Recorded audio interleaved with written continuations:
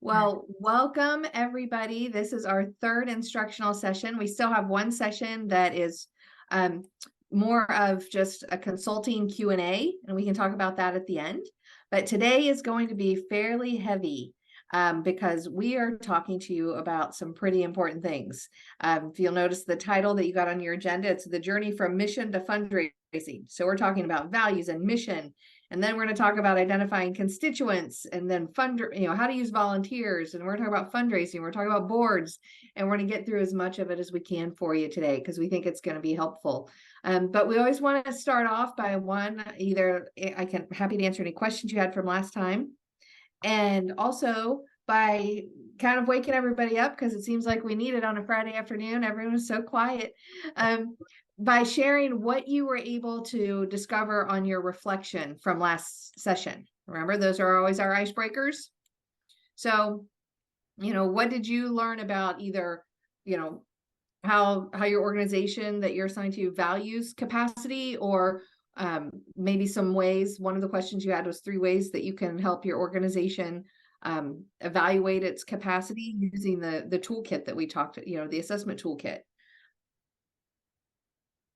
Anything there? Any actions you could take to your site supervisor and help, to help them prioritize any changes or challenges that you have with capacity? All those are fair game.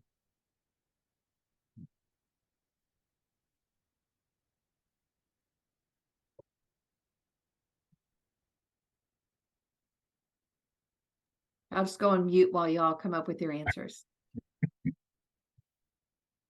I was going to say, this is Brianna Johnson. I said that I should just ask questions. I feel like it's kind of taboo.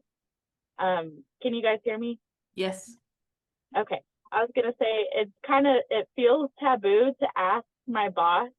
I mean, she's my direct supervisor at my location, but I should just ask her. Like, I recently just became in charge of like purchasing, so I already see like transactions, and I'm responsible for like sensitive things, so I know that she trusts me, and she doesn't think that if I were to ask, she doesn't think that I'm just trying to be nosy and know all about their finances or anything like that. So I felt like that's the thing that I could do moving forward, is if I'm confused about something, or if I have an idea, like a fundraising idea or other ways of getting income for the nonprofit, then I should just ask, because I'm here to help.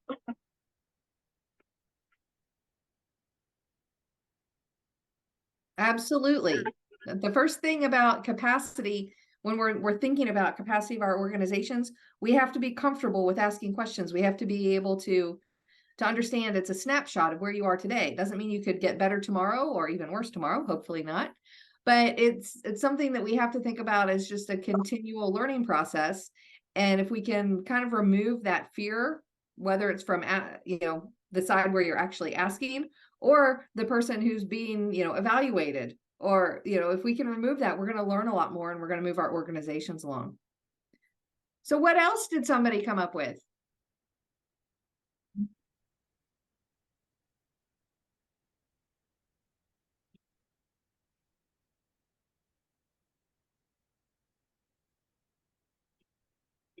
Well, my name's Calvin Ruda. We do things a little bit differently because I serve in a community garden. So our capacity building that we've started to try to overlook is more in like the very physical realm of like greater diversity in the kinds of crops that we can grow that could provide different kinds of nutrients and proteins for folks. Expanding the size of the garden, putting in place infrastructure to allow the growth of things like tomatoes and vine plants, and that sort of thing. So it's very different from the kind of standard fundraising boards and other things like that, but it's still kind of capacity building. Absolutely. So were you able to identify a couple areas you could strategically prioritize? like you when we went through with what we learned from the toolkit? Yes. It was just um again, it was more so capacity in regards to what was the word? Um like the ability to provide service, Yeah, the in programs the side. service rendered. Yeah. And specifically in that aspect of it. Great, fantastic. How about one more? There are a whole lot of you on here that have at least 6 things written down. I know you do. I know you did it. I'm trusting that.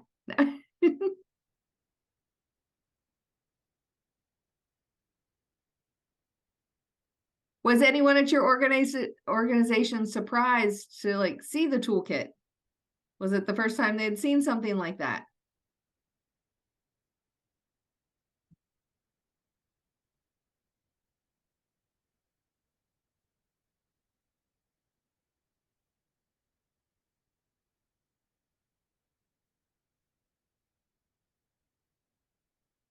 So did you guys introduce the toolkit at all?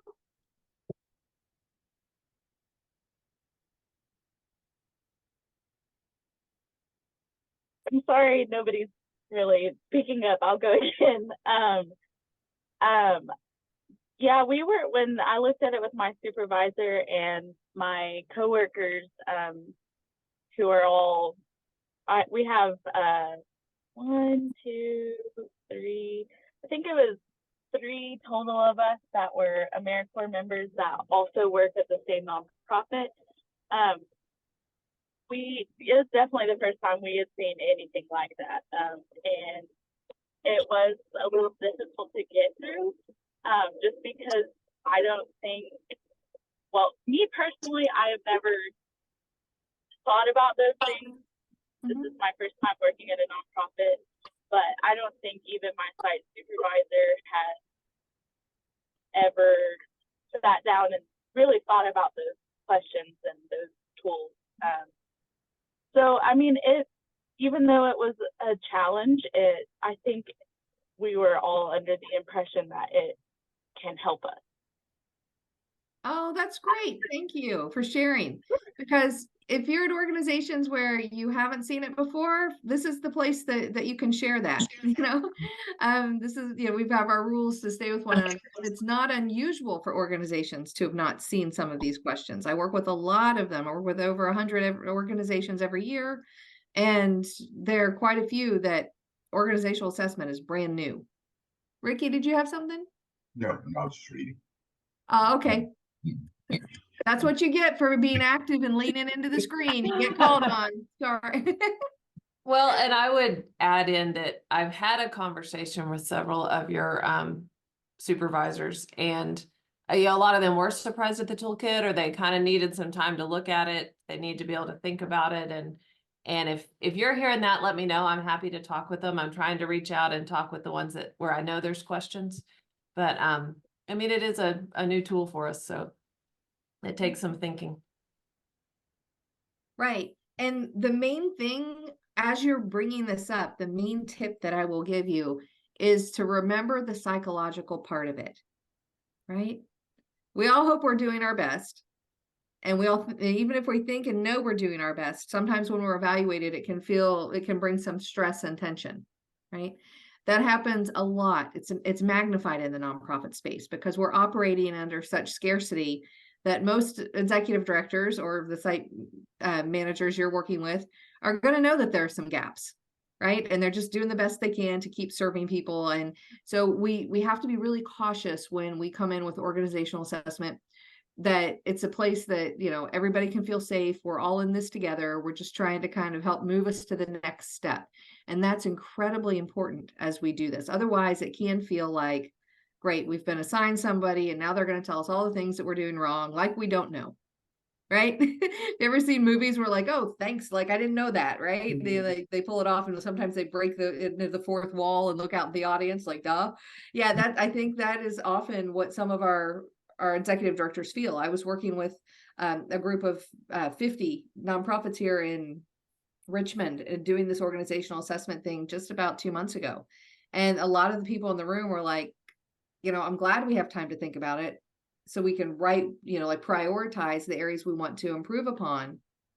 But like we know, like all the comments at the beginning were like, well, we know today I'm going to have a list of to-dos, so it's not that we're necessarily unaware, but what these toolkits can do is help us be more disciplined. Remember when we read Collins? He's talking about disciplined thought, disciplined people, disciplined action. And so this helps us be really disciplined in how we think about our organization and saying, okay, we may know there are 10 things that we could improve upon or would like to, but this year we're going to tackle 2. So next year we've only got 8 to improve, and we're going to continually move toward, more efficiency and better service. But a lot of it is just making sure people have an open mind and are comfortable even engaging in the learning process. Any questions? Okay, well, with that, I'm going to go ahead and dive in and early on and start screen sharing. We've got a couple little worksheets for you that Allison sent out this morning. We'll ask you to engage in those.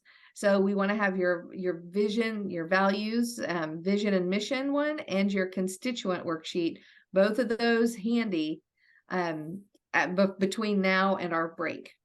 Okay. Let me add it. Look for an email from me, from Laura. That's where you'll find Yep. the handouts. Oh, okay. Sorry, from Laura. That's fine. Just wanted people to find it.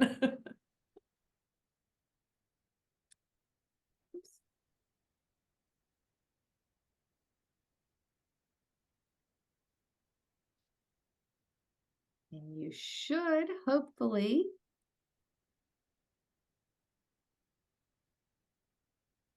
be looking at one slide.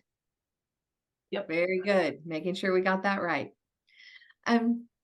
So today, like I said, we're covering a lot of ground. I've covered the agenda with you, but just so you know, this is the order in which we're heading today. We're going to dive right into mission and values. Why do we care about our mission, vision, and values? Does anybody want to take a quick stab at why we do that? I think it gives you the fundamental basis of what you're trying to do, what your mission is. You plan to get there, then what kind of I guess your ethics, how what's important, things that are important for you. So those it really defines who you are, what y'all trying to do. Absolutely. It's the center of everything that we do is our mission. So we talk about these as guiding statements. Okay. And so sometimes people think, oh, why do we have to rewrite our vision statement or our mission statement? They seem like they're kind of like when a strategic plan gets done and put on the shelf and nobody looks at it. Right. But if you really use these guiding statements the way that they're intended to be used, they help you make decisions in your organization. And like he said, it explains your how and your why, and it really helps drive you. It also helps you learn to say no, right? So that's something else. If we've written these statements well, we have an opportunity to reflect on it and say, wait a second, is this actually, what we're thinking about doing now, or maybe what a donor's asking us to do? Is this really in alignment with who we are as an organization and what we should be doing? So if we use those, they can be powerful tools to help you avoid drifting away from your original goal and what you're trying to accomplish. So that's why we think they're really important. I hear you're looking at the nonprofit management process, and there can be many more complicated ways of displaying it. I like to have it circular because I think we have to continually keep working on it. Doesn't mean we're going to look at redo our core values every year, but it means we're constantly looking at the core values, right? And we're living those, making sure our employees know what they are, and also our vision and our mission. So you see these first 3 steps in the process are understanding what's non-negotiable to us and what's important to our organization, and then figuring out our vision.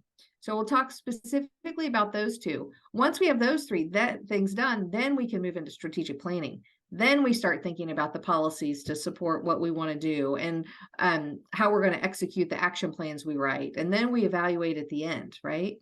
So it's all this is really what we need as the foundation to get started. So with the core values, what we have to remember about it is that they're always going to exist, right? no matter whether or not we're intentional about it. So what we want to do is be intentional about them. You know, these core values, sometimes people will refer to them as norms. They're going to be there and just grow organically if we don't try to be disciplined about it. So there's that. And also they're going to have to make sure that you can like successfully articulate what you believe as an organization. And that's going to be important, not only in trying to carry out your mission, but in recruiting volunteers and board members, getting people to give money to you. This is the root of our case statement, the who we are and why we believe what we do and why we think the work we do changes the world. That's what we're really looking to do. And we're trying to articulate that in a short way, because we could all talk for 5 minutes about what we do, but what happens when you've only got a sentence or two, right? We have to be more succinct and to be able to quickly explain to somebody if they walk up and say, oh, wow, I didn't know you worked at the Ronald McDonald House. And you'd be like, oh yeah, this is what we do, you know, or those. And that's, I use that example because a lot of times people don't understand what that is. They don't make the connection between McDonald's and helping children and families who are sick and the hospital. So that's kind of one that's a stretch, and they have to be able to articulate, hey, this is what we do. So that's what we want you guys to be able to do. And so when you're working with your organization, a great thing to do is simply to ask, you know, what are the core values? You know, what are these guiding principles?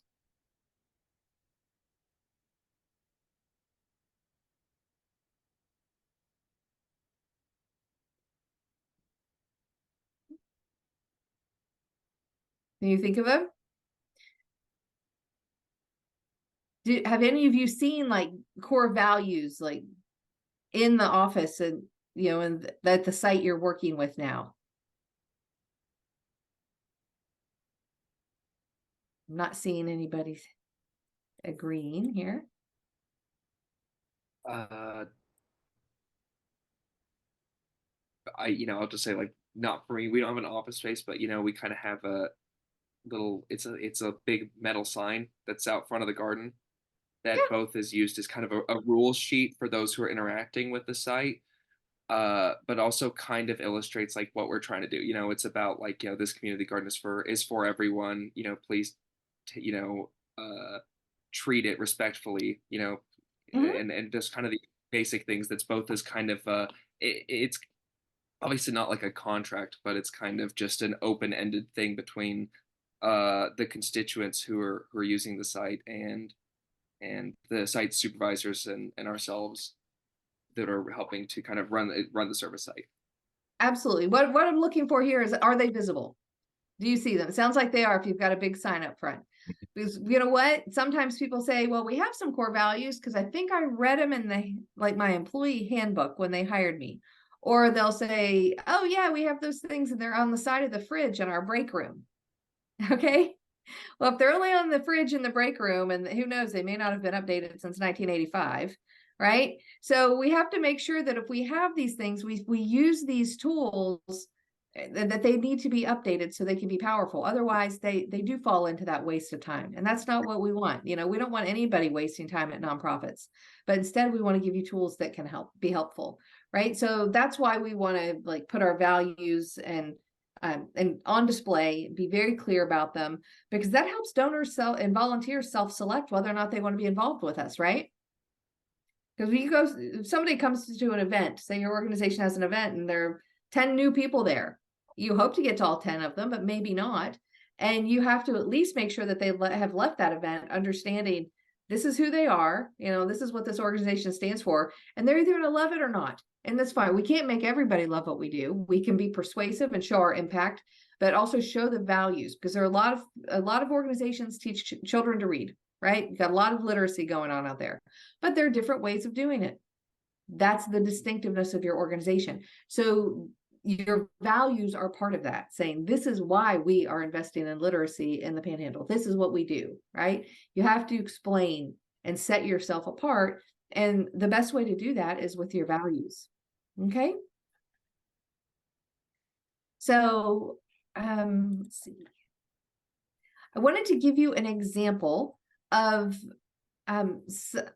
what we just consider features. These are things you can really use to test whether or not your, values, your mission, your vision statements, whether or not they're well written and sort of on track and relevant. Does that make sense?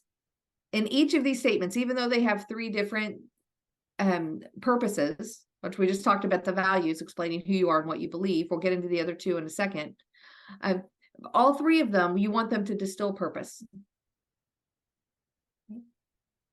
And this is the only chart I use from this textbook, by the way, but I like it because it makes it so, I think it's such an easy checklist for us to evaluate these tools that we can use.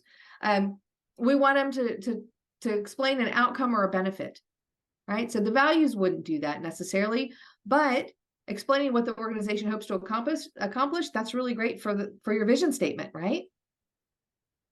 The beneficiaries, at some point in these three statements, you need to talk about who you're serving. And you also want these statements to be broad enough that it's sort of an umbrella, right? Because if you get so specific, like anything else, then you have to come up with a lot of exceptions to them, right? What we're looking for in these guiding statements are to describe who we are and what we believe, and then be able to have it written broadly enough that we're not constantly having to make changes. Okay, so, and when you see here that I've said that as an umbrella of strategic decision making, this is when you are at a point with the board or your leadership team, and you're sitting there going, should we do this or not? Well, first thing, let's go back to our vision. Let's go back to our mission. Are these things that we should do? Yeah, it sounds like it's something we should do. Well, okay, let's look at our values. Is the way it's being proposed that we do, does that align with our values, or do we need to even change it another way? I mean, these should be used frequently as like decision checkpoints. Okay. The other thing, you should really like them to be durable. We want to take a lot of time to work on our vision and mission statements because we don't want to have to rewrite them. Not that frequently. So if your business, if you're changing significantly in who you're serving or how you're serving, things like that, yes, you can change it. And you should look at your vision and mission statement every year just to make sure you're on target. But if you do a good job writing in the beginning, there shouldn't be a whole lot of change there. The vision, certainly not, but the mission statement the vision's kind of explaining what you hope to accomplish, your aspirations, but the mission statement's getting into the how and the why. So sometimes the how changes. Does that make sense? Yep. Okay, good. The other thing is you want to be distinctive and you want it to be short. So we're asking for a whole lot. You notice we put the short at the end, but we want to make sure that if somebody reads this, they could probably guess your organization. And you do, one of the first questions I'm expecting is, do our names have to be in the mission statement? They don't have to be, but there should be enough distinction that they're going to be able to figure out you're a hospital or a garden or a literacy center or a health and human service agency, right? It needs to be distinctive enough that it's not just, we want to do good in the world. That's not going to serve anybody, right? We want to talk about how your organization is carrying out its mission. So let's talk real quickly about the vision statement itself. Okay, that's really should be the guiding force behind everything that you do, right? This is the inspirational piece, right? So when you're thinking about this, you're going to engage a lot of senior level people at your organization, your leadership team, your board members, and your staff needs to be involved in this too. And so you're all going to come together, and with typically the board making the final decision, right? But you're going to try and draft those. And this is the time where you should take time to revise over and over and over, because words really do matter. Once you get through, if you're trying to say something in 10 words, all 10 of them matter, right? So take time to do this. Get some board members or people on your team that love to write, so they're the ones that are looking at this, helping you choose the most persuasive and powerful language. And then as you're writing it, it really should be sort of iterative, right? You're going to come up with one idea, you're going to revise it, you're going to test it with some folks, come back again. But when you get done and you think, okay, I've finally gotten something, like 2 options we can show the board, that's when you want to make sure and check, is this definitely in alignment with all of our values? Right? Because the values are on which we build our vision and our mission. Okay. So you're going to check into that. And the way I like to describe the vision statement, because it can be kind of confusing. People have heard of mission, but maybe they don't even have a vision statement at their organization. So the vision statement is when you're like, if we can pull it off, yeah, that's what's going to happen. Like, this is what the world's going to look like if we can pull off our dreams and what we think, what we think we can do. It should be, pulling you a little bit of an aspiration. Okay. Should it be exciting to people? Like, if we can pull off our mission, every kid in our county is going to be able to, be on reading level by grade 3. If we pull off our mission, nobody, no one under 4 is going to have to worry about lunch. All of our toddlers are going to have meals provided, those sorts of things. Now I have to temper it a little bit with reality. That's the other challenge. So once we get more people dreaming big enough, sometimes they're like, we just want to, cure cancer. We want to end homelessness. We want to end hunger. And we all want to do that, but how can your organization do it?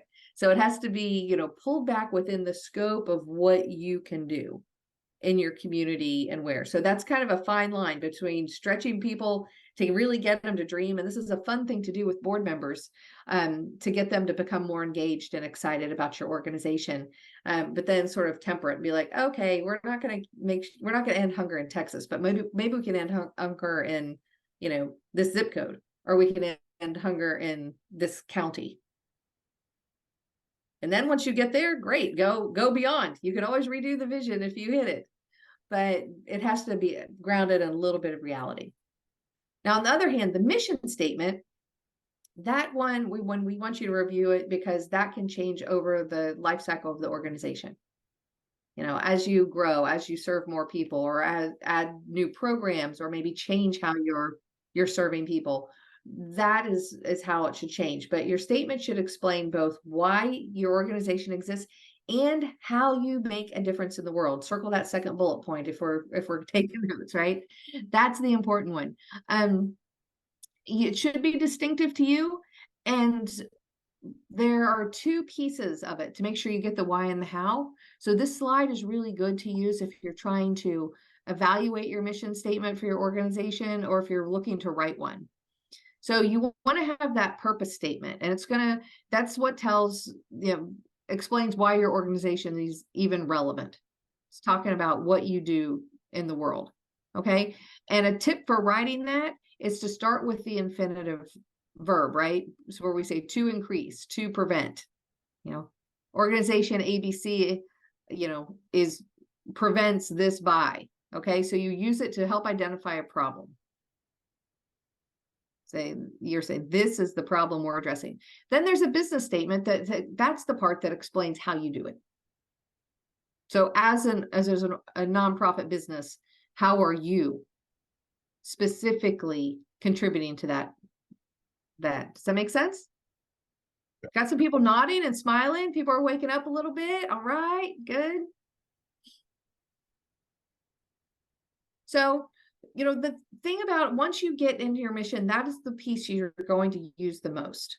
That's typically what people will use as an elevator speech to talk about what your organization does. You can also do that with your vision, right? But if you share your vision, sometimes people will come back with well, how do you do that? What is it you really do? So the mission is what is probably going to be used most frequently. But just knowing that everything you do, once you settle on this mission, that again is built on your vision and your values, we're just drilling down, then that is what is going to guide your work and your decisions. So that's why we say it's a strategic management tool. Okay. And then you can use that whenever you're talking with volunteers, whether it's high-level volunteers or episodic volunteers. They come in one Saturday and help bag food. They should still leave having heard your mission and know what it is.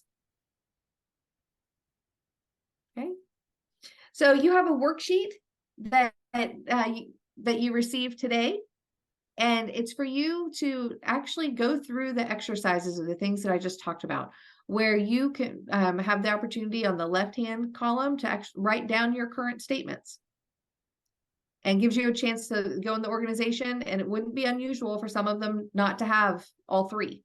We'd like organizations to have all 3 statements.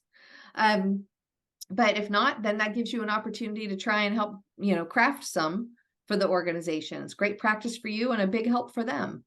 So after you look at that current statement, what we want to do is, or identify them at all, whether they have them, then we want you to evaluate it using the information I've given you. Okay. And we are going to make sure you have these slides so you can go through and ask these questions one by one.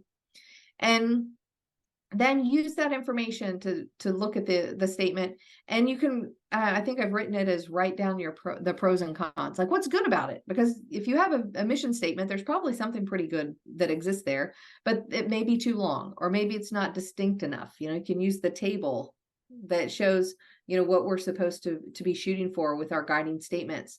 You can write down, what, it would be better if it was shorter. It would be better if it focused more on how we did our work.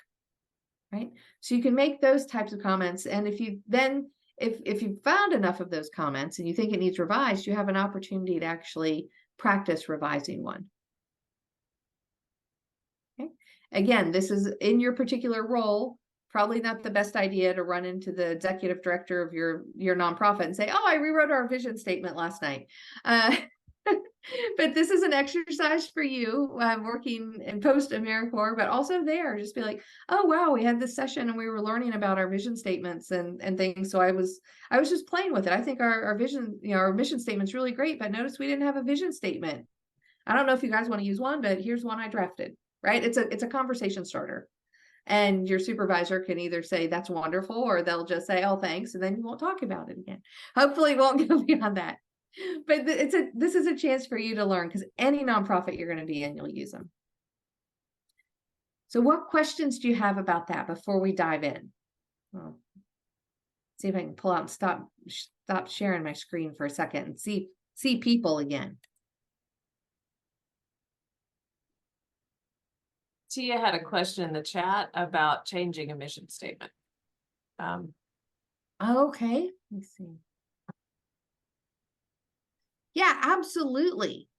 Absolutely. So changing the mission statement, that's the one that is most likely to change. And so we're going to look at it every year. If you're changing your mission statement every year, there's probably some instability at your organization, right? You should, after you have one that's been well written. Okay. But you do have the flexibility, to change it as your business, plans change, how you serve, or if you add programs.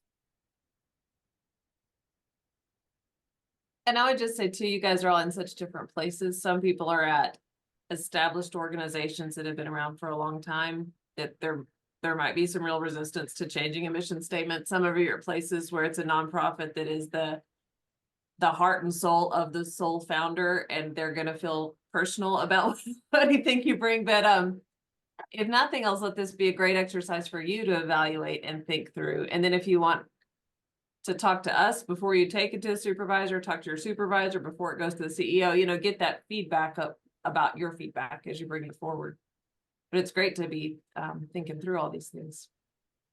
Yeah, Laura, I really like that idea, to be able to, because if, for example, if your organization, if you find out that you don't have a vision statement, that could be a really wonderful gift that you give them during your term, to be able to say, this is something that we think that organizations should have according to how we assess, organizations that are sustainable. And it's a great exercise to have to the board, and for the board to re-engage. And that's one of the most powerful things that I do. Is a silly little visioning exercise. I shouldn't say silly. I should make it sound brilliant, right? Try and make it sound incredibly powerful. But it's so simple that I think that's the brilliance in it. Is we just do things like, imagine your organization is on the front page of the local newspaper. Have you guys ever done that exercise before? Maybe some people have, some haven't. So you say, okay, in 10 years from now, you've got the front page of the paper. What does it say about your organization? That's not a terribly complex thing. That's why I keep saying it's kind of silly. It's simple. But what it does is it allows people to be creative. It allows them to come up with stuff. They'll say things like, our organization's fully endowed, or this organization hasn't had trouble recruiting a board member in 10 years. You know, and what it does is they start to think about, and sometimes they expose some of the weaknesses in the organization. And if you're in the room, if you're kind of responsible for either managing, you know, and supporting the board, or if you're an outside facilitator, I learn a ton hearing that, like just listening for those comments. Then they get into the exercise a little more deeply and say, okay, this is what we really want to do. And they've come up with some amazing vision statements in like a 20-minute exercise, and then having different tables break out and share what they've done. And we've, you know, I've been in 4-hour trainings where I ended up actually leaving with a whole new vision statement for an organization, and they're fired up about it because they're so concerned about getting to the meeting, getting through all the things that are on the agenda, making sure the audit's okay, right? Do we have enough money? We're gonna hear about fundraising again today. We always do. They don't often have time to dream, and doing the visioning, that's the part that you know, people get excited about, right? That's why they want to get engaged with us. They don't want to be a board member because they have to read through a 990 and sign it. That's no fun. You know, they're doing this because they want to help you achieve that vision of whatever it is that you're trying to change in the world. So it's a really powerful thing for you to do, and could leave with your organization. And believe it or not, we are on time. Woo! This is wonderful. So if you have any questions, go ahead and write them down. We can ask more toward the end, or if you think of any along the way. But now I want to jump into fundraising and the case statement, because this is a lot that we'll talk about. How many of your organizations are fully funded and don't need to worry about money? A few of you? Okay. Actually, more hands up there than I thought. Interesting. So are you covered with government grants if you're fully funded, or are you just making it day to day and you're fine?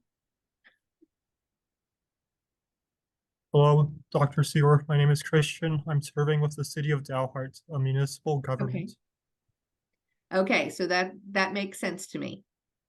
And some of our, particularly health and human services agencies, are saying, I have a government contract that covers most of what I do. So that's something that's very familiar. Animal welfare agencies might say that. But on the other hand, we have some cities that are handling animal welfare through nonprofits without a government contract. They just outsource it, which is essentially saying, we're not going to do it if you guys can. We'll support you in your efforts. So there's always sort of a mix. So when we think about your organization's sustainability, which is what we're doing, right? When we're thinking about capacity, in order to have the capacity to do your work and continue to be around, you need to be able to understand your revenue streams. What's coming in from fee-based, what might be coming in from government contracts, and what's coming from private philanthropy. We know that private philanthropy is a critical revenue source for just about all nonprofits. And that's what we're going to talk about today, and how, you know, while you're at your organization, how you can try and do some things internally to help with fundraising. Okay. And can I jump in for our AmeriCorps members? I hope at least a part of you is a little scared about the word fundraising, because we spent so long telling you can't fundraise. And let me add to that context for today. So you cannot ever like raise more living allowance. You can't be the one taking the money at an event, or, you know, actually receiving money if you're helping in a nonprofit storefront kind of thing. You can 100% support your organization behind the scene, do the outreach, communications, and support for a fundraising event, help with the background work, all those kind of things. It's in your position description to talk with us if you're doing fundraising. So like, if you're approaching any of that, let us know so we know ahead of time and can guide that. But that's just, as you're listening to this, I don't want you to go, oh, we can't do it. And I don't want you to go, sure, hand me all the money. So walk that line with us, and we'll listen to Dr. Seaworth as we go forward. Yeah, I don't want you to just turn off for the next half hour. There are a lot of things that you do. And one of my greatest joys is teaching fundraising, because people tend to react negatively to it. When you hear the word, what's the first word you think of? It's like asking a woman on a date. Oh, that's a good one. Yeah. Trying to plead my case to get as much money as possible for whatever the reason is. Pleading. What's another one? I hate fundraising. I hate asking people for money. It's terrifying to me, period. Mm-hmm. That's very common too. Okay, very good. You've all passed. You didn't use the B word. So it's begging. Yeah, we do not beg. This is all alignments of values. And so the really interesting thing is, like, you know, I didn't know fundraising was a career. Like most of us didn't, right? We don't talk about that. They're not fundraisers aren't at our career fairs in high school saying you could grow up to be like me. I learned about it as I got into, you know, interested in nonprofit organizations. And the other thing I can tell you, because now I've been at it for, you know, I decided to make it a functional expertise because I realized any sustainable organization has to know how to raise money. So now I've been around that world for about 25 years. And I've never met somebody who was a natural fundraiser. Like this idea that people are just, you know, they're outgoing, so they're going to be able to ask for money. Somebody's introverted, so they can't ask for money. Sometimes introverts are fantastic fundraisers because they listen, and listening's one of the most important things you can do. So, you know, and I was actually working with my mentor, who's now in his 70s. I had a fabulous career. His last job, he only talked to people for gifts of over $10 million. So I tease him about that a bit. Say, it must be nice, that rare air you're breathing. But it was just, you know, that's one of like 8 different functions in the fundraising field. And I was like, you make it look so easy. And he talks about how hard it was for him when he started. And it's like, are you kidding me? I was so surprised. He's head of now the ACFRE credentialing committee, which is the highest level fundraising certification. And I just remember thinking, like, when I met him, I thought like the doctor delivered him and then, you know, slapped him on the behind and he asked him for money. I mean, that's how natural this guy makes it look. Like he just immediately can do this. And he said it took him years.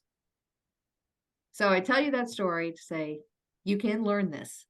And it can eventually not be scary. And you don't have to do it in your role right now anyway. So this is a chance for you to just learn about it. So when you are put in that position, you can say, I remember she said that really good fundraiser didn't know how to do it either. So I can get there. I can get just as good as Dr. Bartolini. That's his name. So let's go ahead and dig in. And we're going to talk about, especially with you today, is the case statement. Okay, so the case statement is the reason that anyone should give to your organization, and the persuasive language that you use to kind of motivate them to do that and be interested. See if we can. Okay, we actually are screen sharing, but it looks like you've got partial. Yeah, we can see the agenda also. Yeah, trying to get into just the. Okay, sorry, my mouse is disappearing. Give me just a second. That's what happens when I try and pop in and out. It makes it a little more complicated.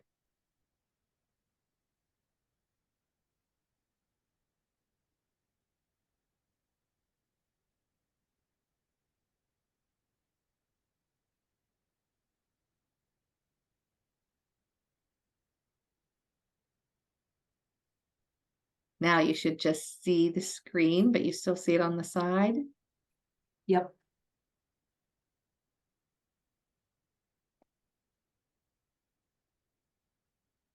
I have no idea why it's not letting me in.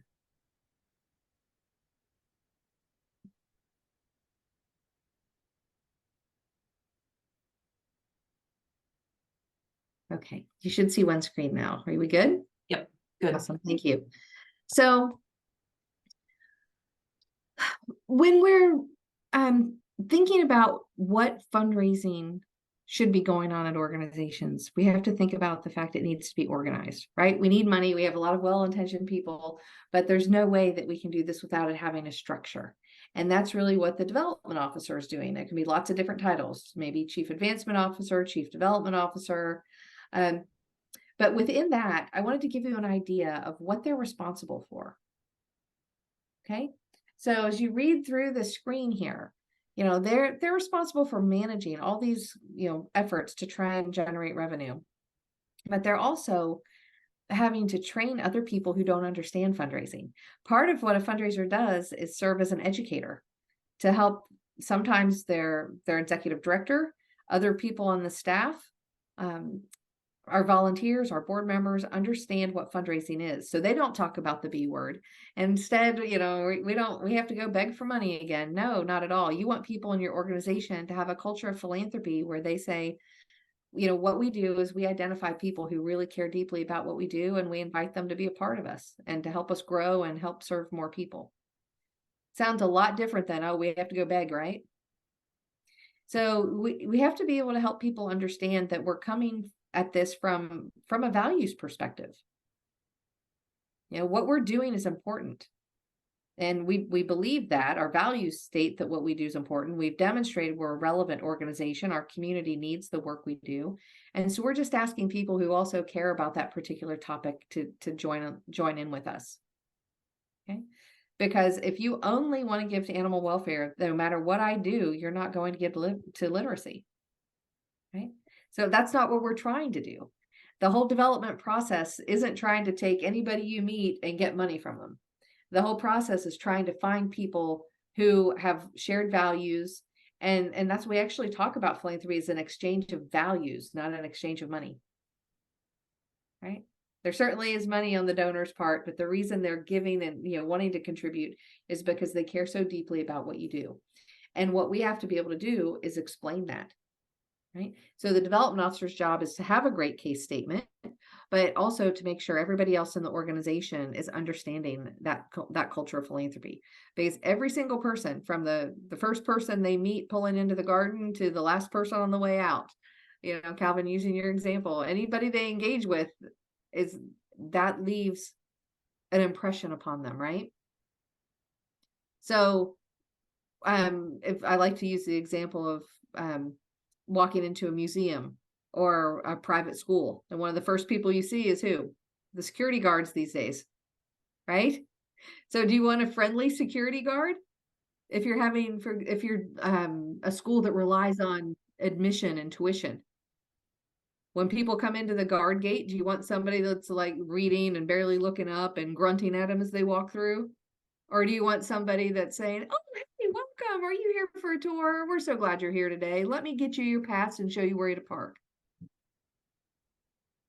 The two different examples that I just gave there actually are related to culture of philanthropy. Right? Because it's how you're treating the people who are engaging you.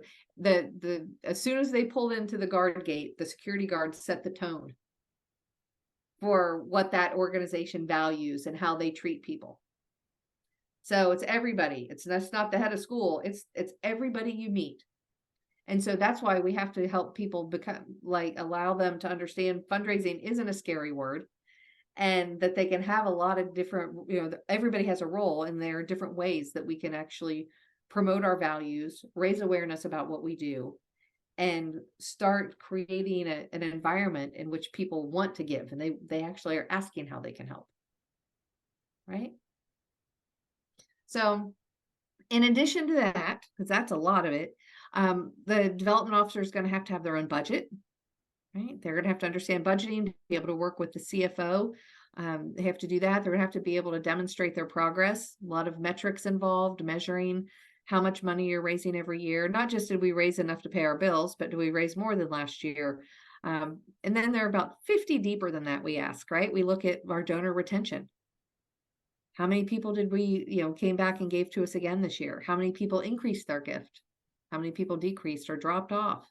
How can we go and get the people that gave to us 2 years ago, but they skipped a year? Wonder what happened. Let's go back and make them feel special, right? So we're managing all this to try, and it's the development officer's job to not only create that culture of philanthropy, but then look at all the tools that are going to allow us to generate enough revenue, which one of those is building a really broad donor base.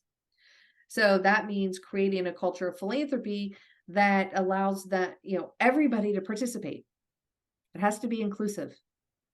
And we have to be able to talk about giving and have different opportunities for people to give. Because not everybody's going to walk into your organization with a $500,000 gift, right? And we don't need that from everyone. We could always benefit from it, I guess, if everybody could give that. But what we need are some people who are willing to volunteer. We need people who are willing to to send us $20 a month. We need people who are willing to do $100 a year, but come work our events. And so we have to be able to do this in a way where we're really inclusive and thoughtful about the fact that anybody who's engaging with us is expressing their values. They're saying, I want to be a part of you and your organization. And the reason I like to spend a lot of time on it is sometimes people who are unfamiliar with fundraising, they jump immediately to like this major gifts. And it's like, okay, we're going to start tracking down rich people. And that's just not going to work for your organization long term. That's not a sustainability plan at all. That's not what's going to be effective. Okay. So of course, eventually, you're going to have to be able to maybe hire some people and supervise and solicit and train other people to solicit. So that for those of you that are like, what does a fundraiser even do? That's where we are. So notice this cartoon. Hopefully you can see it really clearly on your screens. That the woman's going to a fundraising reception, says, I'd love to give them my 2 cents worth, but they won't listen for less than 10,000. There's a lot we can learn from that. Okay. And so I've put a few of these bullets up here. One is that, people do give for a lot of reasons. It does not sound like this woman's going to that event because she really wants to give to the event. It sounds like she's going because she's got something she needs to share. Somebody needs to listen to her. The other thing is they understand giving levels. So when you have an annual fund, you want to make sure that there are giving levels that allow everybody to come in at different points. I worked with an organization that once the CEO didn't think anything under $1,000 really mattered. So his giving level started at $1,000. So what I asked him to do is to trust me and let us do like a traditional giving ladder from, like 99 and below all the way up to that 1,000. Guess what happened with their current donors? They had, and I'll never forget this number, and you'll see why, 999 of their donors. I wanted so badly to write a gift myself to get that round 1,000, but 999 donors went from giving below 100 to over 100, to 100 or more to get into that first giving level club, to go from being a friend of the organization to the first named giving club. Just by giving them the option. People pay attention. And sometimes I pick on my husband on this. He's in the house today. I'll be quiet. No. But I got a solicitation for an organization that I had been supporting in my professional role.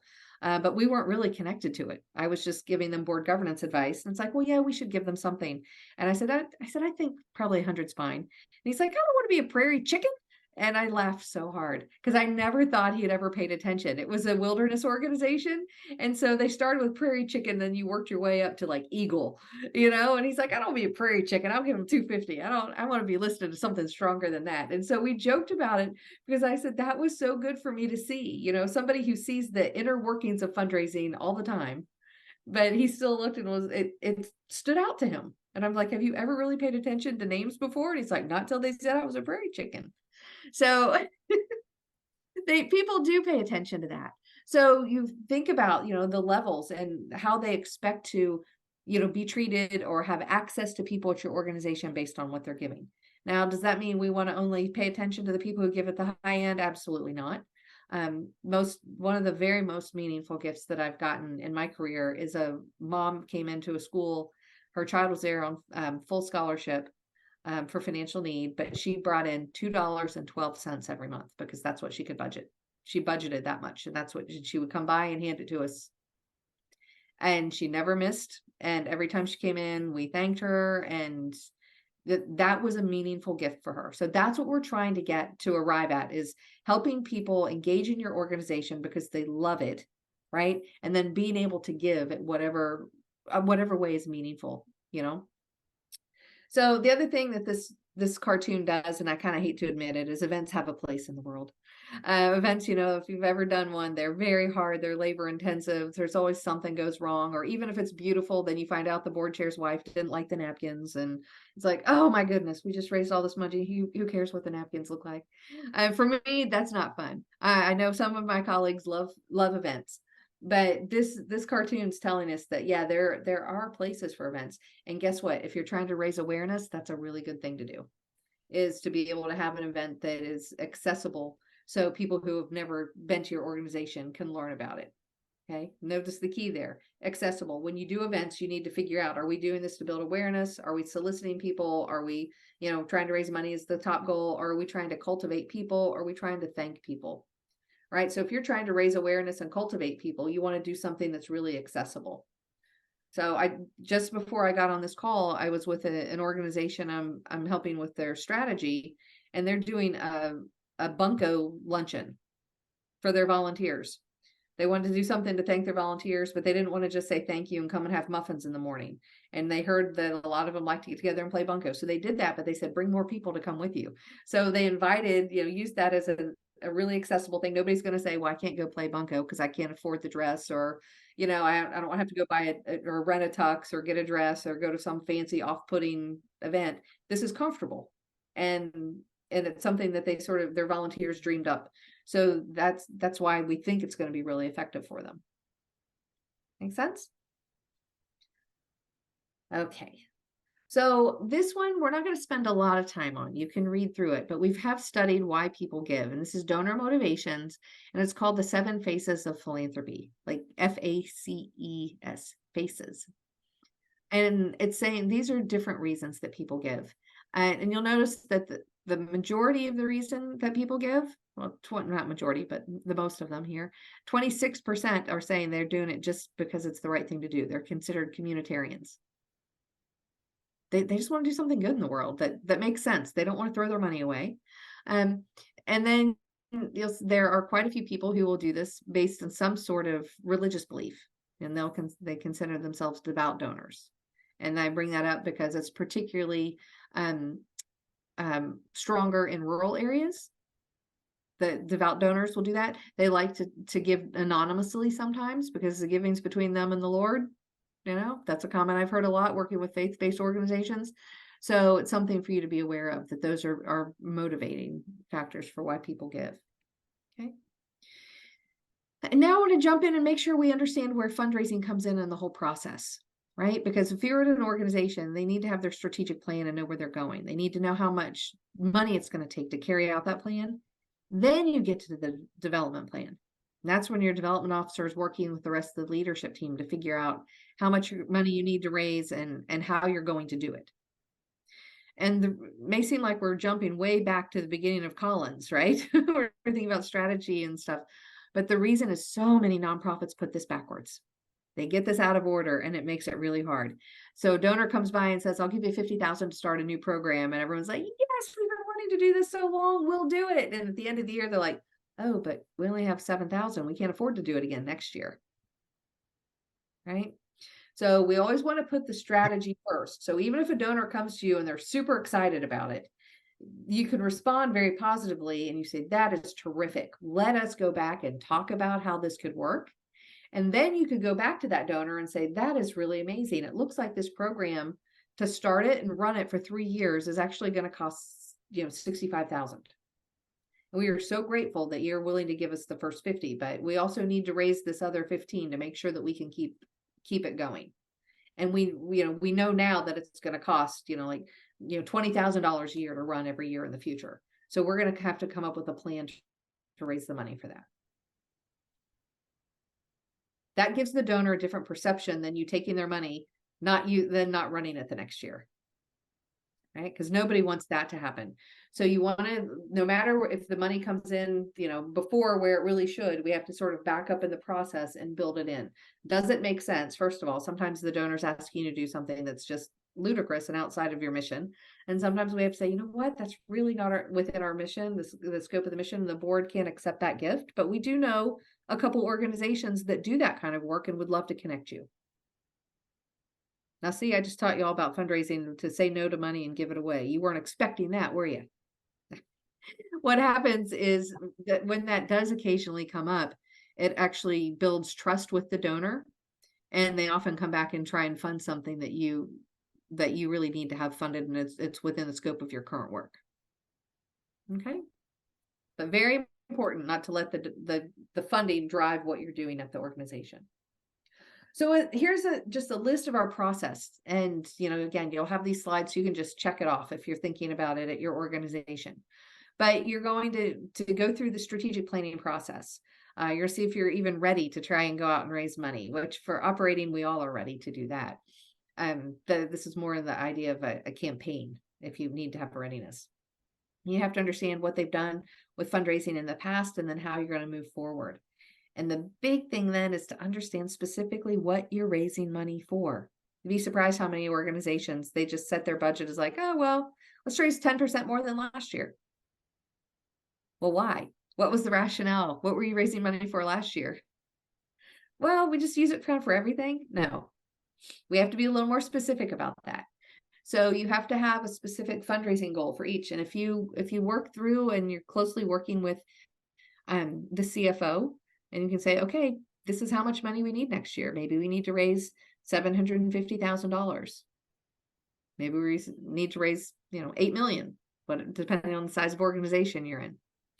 But then within that, you break it down into goals so you know specifically why, because you just can't go out and say, well, we're trying to raise 8 million this year and put that in an annual fund letter. The person reading it's going to say, well, my $25 isn't going to get them there, and they're going to not give, right? So what we have to do is be able to sort of right size the ask based on the goal. So if your annual fund, say we'll use a more reasonable number. We'll do 500 because it's easy. So $500,000 that you want to raise.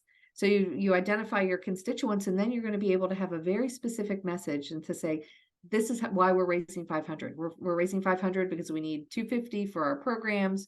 We need, 75 for a new roof. You break it down into those goals, and then you have a very specific strategy and message for why you're raising money. And that's where it comes to the case statement. Okay. So I tossed this in case you guys are thinking about looking at your annual development plan at the organization. These are just some things that should be part of that plan if you want to look at it. But this is the actions of how you start raising money for those goals. Like once you know you have to raise 500,000 and you have individual goals, this is where we start breaking it down. And you'll notice under fundraising goals here, I always say put a quick 1 or 2 sentence reason we're raising money for it. Okay. And I'm sure some of the younger people on here are going to laugh because I'm very old fashioned about it. I like to have a very well worn, beat up, by the end of the year development plan sitting by my phone, because you never know when somebody's going to call you and you're in the middle of some other work. Even if your main job is fundraising for the organization, you might not be able to very quickly, understand, remember why you're raising money for that particular project they called about. So I always want to be able to just flip to it and have my sentence or two there that if they say, I heard you're raising money for scholarships, be like, oh yeah, we're raising money for 3 scholarships, and these are the 3 and this is why, that is very simple, again, powerful tool to help you raise money. And then you have an action and you assign the person to it and have target dates, like all the SMART goal type of stuff that you may have learned in other programs. Okay. So when you think about the fundraising cycle, examining the case is the very first thing you do. If you can't articulate why you're raising money, you're not going to convince anybody else that it matters to raise money with you. Okay. So you have to be able to tell your story, and it's going to look, so you're going to make sure and customize it so it's consistent with all of your other marketing materials, but you want to make sure that it's that it's persuasive, it's detailed, and it has a call to action to make sure people want to join you. Okay. So you start by asking about, what organization you're serving, understanding your mission, and your mission is going to be involved in this case statement. Okay. This is what we do. This is why we need money. This is specifically what we're raising money for this year, and this is how you can help. And if you're writing a detailed case statement, and don't be overwhelmed by this, but this is just something that I wanted you to have, maybe even in your next role, you would see it. But if you're writing it, these are the components that you would have, right? And when I say history, I'm not talking about the history. If you're at an organization that's been around 120 years, we don't have pages of that. When we talk about history, we're talking about maybe a paragraph, no more than a half page. that explains the relevance of your organization. Like, this is when we were founded to do this. Over the years, we've accomplished this, this, and this, and now we focus on this, right? So what that history section is doing is building credibility for you. And it's like, oh, wow, I didn't know they'd been around 120 years. I saw one the other day that I'm actually going to have a student interning with them. And I looked at their website and they had a picture of what they did during the Depression. And I was like, I didn't know they were this old. That's kind of cool. So I skimmed through it and they did it like a really nice timeline on their website. So it was spread out and it didn't look, like overwhelming. So it was interesting, but it builds credibility. It's like, okay, they've been at this a while. But they've also adjusted to what our community needs today. And then it'll talk about the objectives that you have. This is what we're raising money for. And our objective is to be able to provide these programs or to serve this many, more people this year. Okay. When it talks about governance, people like to see a list of your board because board members, you need to recruit them wisely. But again, they're supposedly going to add credibility. And they'll be like, oh, I see Susie's on this. Well, yeah, Susie's really active and, the organizations she joins are usually pretty good. This is one I should look at. Right. So it's going to be a list of your board. But they do want to also know some credentials about the people running your programs. Okay. So am I giving my money to an organization where the executive director knows what they're doing? That's the question we're answering there. It doesn't have to be long. And if it is something, particularly if you're in health, for example, healthcare, you're going to have a longer thing there. You're going to show specifically their expertise, where they were trained, things like that. But it's keep in mind that what we're trying to do is say that you can trust us to do the work. We have qualified people here. And then you're going to explain specifically how you deliver the services and, how you achieve your mission. And then you'll just have some nod to how we evaluate what we do. Right. And it doesn't have to, it's not, this is how we evaluate our programs, but instead it's over the past, we have, measured this and found that it's impactful because. Right. So it's not talking them through your evaluation process, but it's showing your impact. And then they'll always want to have sort of like an annual report, have a little bit of finance there. So, just pie charts to show your annual financial statement. And the reason they want to have that is people are looking to give to organizations that are sustainable and stable. Again, that's why we have this kind of a program to help make sure that organizations are sustainable. Nobody wants to give their big lifetime legacy gift. Somebody's like, oh, wow, I'm going to give $100,000 to that organization because I believe so deeply in them, only to find out that they don't have enough money to make it through the next 3 months. Right. So those are the steps that you would see. And as you're writing the case, it's going to be somebody with development expertise. There might be some consultants that you bring in if you don't have the expertise in-house. But you're going to engage a lot of your constituents. You're going to engage staff and board, community leaders, some of your top volunteers, the people who absolutely care and know about what you do. And then you want some people who don't know a whole lot about you to say, does this make sense? You always have to be careful. Like, you want to have some dissenters. When you think you're right, you want to go ask somebody that you think is going to tell you you're wrong and have them push back. It's very important to do that with case statements before you get, we take the statements and we tend to put them in, material, right? So a nice printed campaign brochure, or even just an annual fund, your annual fund materials. Before you spend money on printing, you want to make sure that somebody else who doesn't think it, hasn't hatched the brilliant idea themselves, has taken a look and had a chance to evaluate and push back to try and help make it stronger. Okay. And then as you're reviewing a case, what we really want to do is make sure that it answers all these questions. So are you guys familiar with the case statements at your organization? Have you seen them? Anyone? No? Well, I would ask for their fundraising case statement if they have it, and you can use these questions. And even if you get annual solicitations in the mail, or if you are working with other organizations you volunteer with, you could ask these questions, because the case has to be able to help the donors understand the impact of their gift. It tells what you do. It's persuasive. It makes somebody else want to come on board. There's some emotional elements to it. and being able to help them really connect and empathize with whom you're serving. The one thing I do feel obligated to say is be careful. We have we have the responsibility to protect the beneficiaries we're serving. So if you happen to be working maybe with foster children or a domestic violence shelter or something like that, we're not going to have pictures of the people we're serving. It's also why I always said I don't like medical fundraising. I didn't want to hold up the flyer that had a sick child on it to raise money. That's not where I can work best. Okay. Some people do that very well. I don't.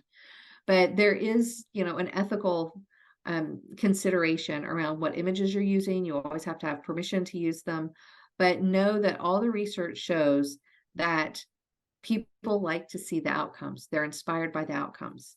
So don't put the picture of the person who's entering your program and struggling. Put the picture of the person who's been in your program for 9 months and is really doing well. Okay. One, there's more dignity for the people there. You get to, this people you're serving. Also, you get to celebrate them and you get to celebrate the impact of your program. So all the middle of the night, like commercials, I forget the artist's name. I feel bad because we usually use it when we're talking about fundraising. The sick animals. Dogs. Yeah, the dogs, the sick dog. Everybody's seen that commercial. It's oh my goodness, it's tragic. Guess what? We find out it doesn't work very well. People are much happier to give when they see, the dog being reunited or the dog being, taken home by the forever family. Okay.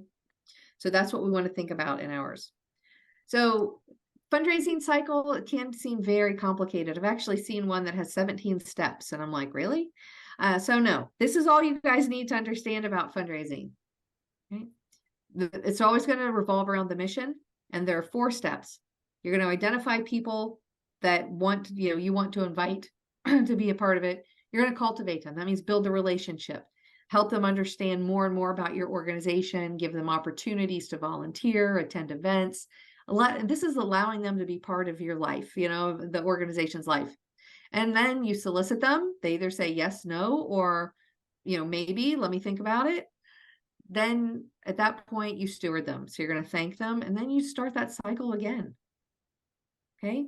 Once they're in, you want to renew them as a donor and you keep there. Those are those 4 very simple steps. And there's a way for everybody to be involved. So if you happen to have people at your organization or board members that say, I'll do anything but fundraise for you. You say, okay, that's great. So will you write our thank you notes? That's not fundraising. That's saying thank you to people. It's one of the 4 most important things we can do in fundraising. So it's kind of backing them into the process. But every single person should have a way to be involved. Let's see. Check. Ooh, I've got a few more here. About 4 more slides. I wanted you to make sure that we have the difference between understanding annual and major gifts. Because that's something that can be difficult because you could help out with the internal, like writing the case statements, writing the solicitation letters, providing the data that are needed for both of those. But you have to think about it differently in order to sometimes even ask the right questions. So annual fund, that's when you're getting letters in the mail, when you're getting phone solicitations, emails, sometimes text.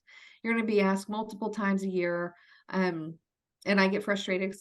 It's like we give in November and we're going to give you a lot in November, but please don't ask me every month. Some people love getting asked every month. And the research that we have from the Fundraising Effectiveness Project is showing now that it's about every 6 weeks before somebody starts to think it's too frequent. So I still don't like every 6 weeks, but I'm okay with asking 3 or 4 times a year. But the thing is, you want to avoid donor fatigue. And if you're like, I just sent in my gift and last month and they're asking me again already, right? That doesn't seem like we're appreciating them, right? So we have to be thoughtful and not engage in any practice that makes our donors feel like we don't know that they've given or we don't care that they've given. Okay. So with that, that's what you're talking about, your broadest donor base, anybody that can give to you on these annual gifts, their operating money. We're looking to increase the number of dollars and donors that come in the door. And, they're going to get a receipt and a pretty standard thank you letter. All right. Those tend to be smaller gifts, maybe even monthly gifts. But major gifts, that's different. When you're writing a proposal for that and helping support that, or even a grant proposal to a family foundation. That's like writing a major gifts proposal for an individual. It's going to take longer. You're going to have different questions. You're going to talk a lot more about impact. You're going to describe the programs. You're going to describe who's, the credentials of those running the programs. It's going to take many more interactions, and the ask is usually going to be in person, right? Where the executive director or a board member or someone, they might take that proposal you help craft internally, and they're going to sit down and make the ask. But there's a much longer cultivation process there. So think of annual fund as you're going to give what you have left at the end of the month. Major giving, that's bigger. So it takes longer. People might give through stock. They might decide to sell a farm, and the spaces that you're working, they may very well use land as their asset.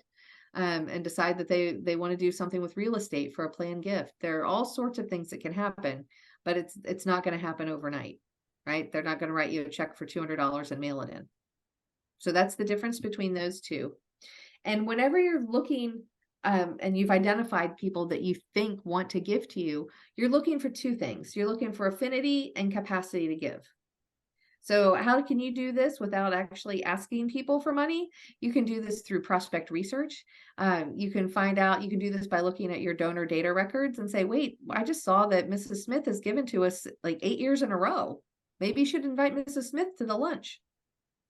That's the kind of internal work that we can do, because you're seeing affinity and then capacity for giving that's in your donor database, or people will individually know it, or you test it by staff members talking with them. Okay.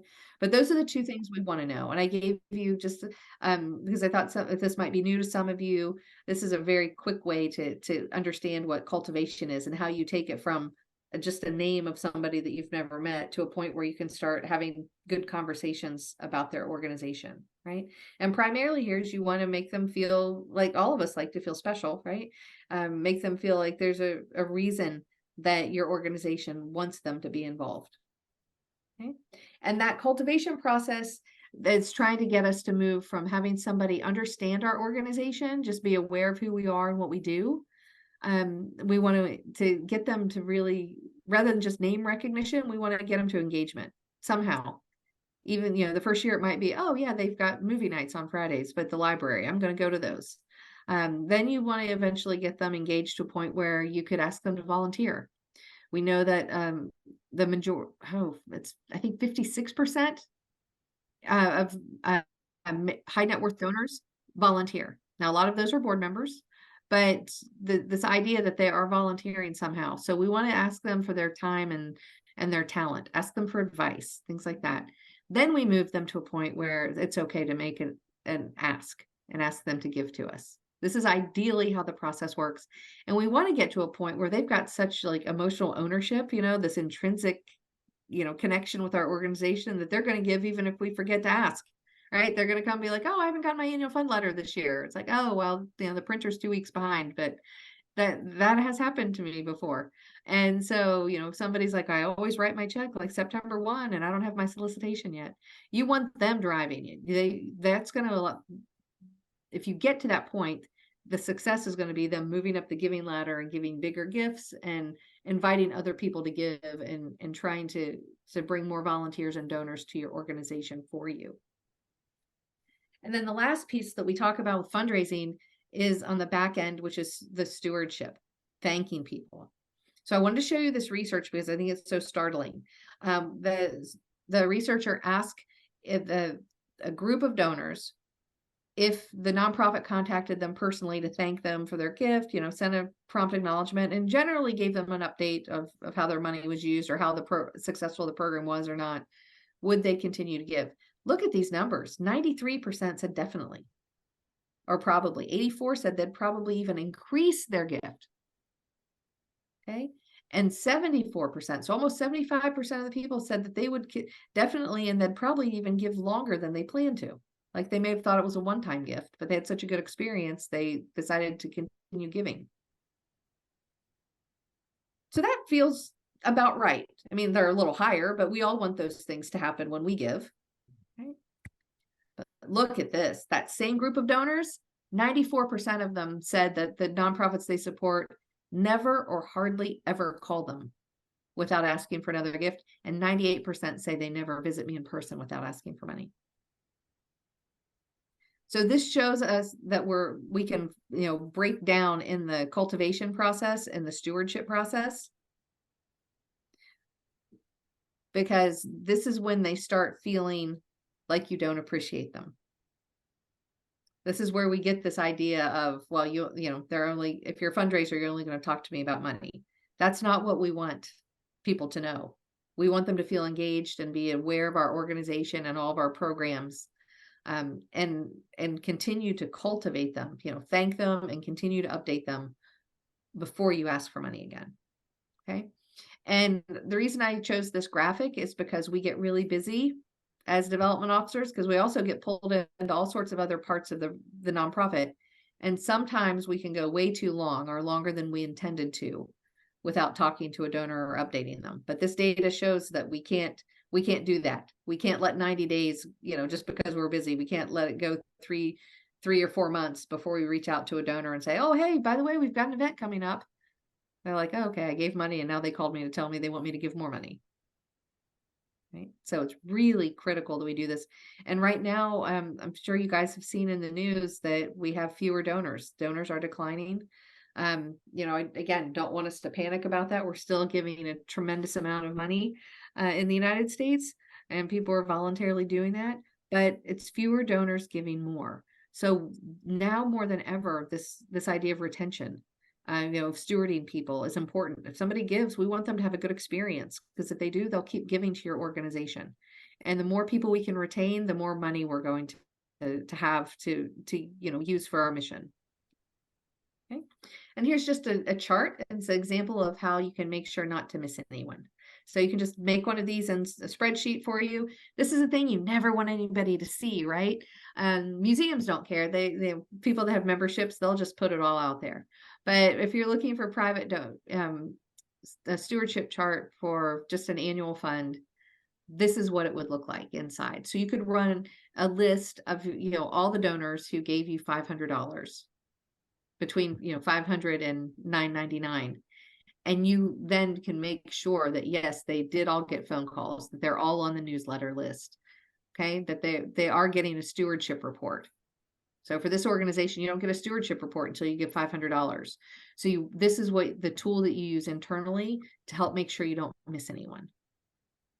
It's not, some people think, oh, this is terrible, and we're excluding people. It's like, no, we're thanking them based on their level of engagement and what seems appropriate. If you give $10, you probably don't expect to get a phone call from the board chair thanking you for your $10 gift, right? So we want to right size our stewardship, but we also don't want to leave anyone out, and this helps us do that. Okay. Any questions? I have one. I was just curious. Do you feel like the holiday cards, do you feel like they're very effective coming from organizations? They can be. And also, some organizations have moved and they will send holiday cards without solicitations in them. Okay. They want to have that separate. There might be a year-end gift, but you send out the holiday card, December 1st. And then 3 weeks later, send the don't forget to make your gift by December 31st annual fund solicitation. So I've seen some organizations that like to separate the two, to say, no, this is a cultivation point. Okay. But they can be and they're more powerful if you take time and actually write, and have people write handwritten notes in them. Yes. Okay. Thank you. Sure. So last thing very quickly, before we head to break, is understanding our constituents. Right? Because all of you, every single organization has a unique set of constituents, and they're going to overlap with different organizations, which is why we have to be really good at getting the data, being able to explain our impact and creating that good case statement and having a good culture of philanthropy and fundraising cycle, right? Because somebody in your town and in your community might be involved with 5 or 6 different organizations. So you want to be the one that allows them to have the most meaningful engagement. And how do we do that? It's making sure we understand who they are, so you can strategically invite the people to get involved in the organization, right?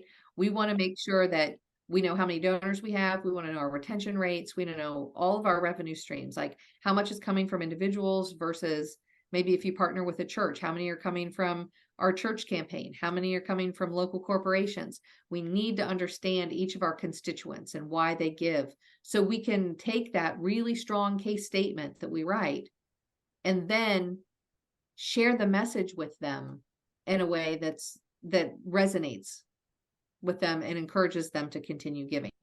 Because we're not going to use the exact same message for everyone, but our case statement is going to be the place that we pull that message from.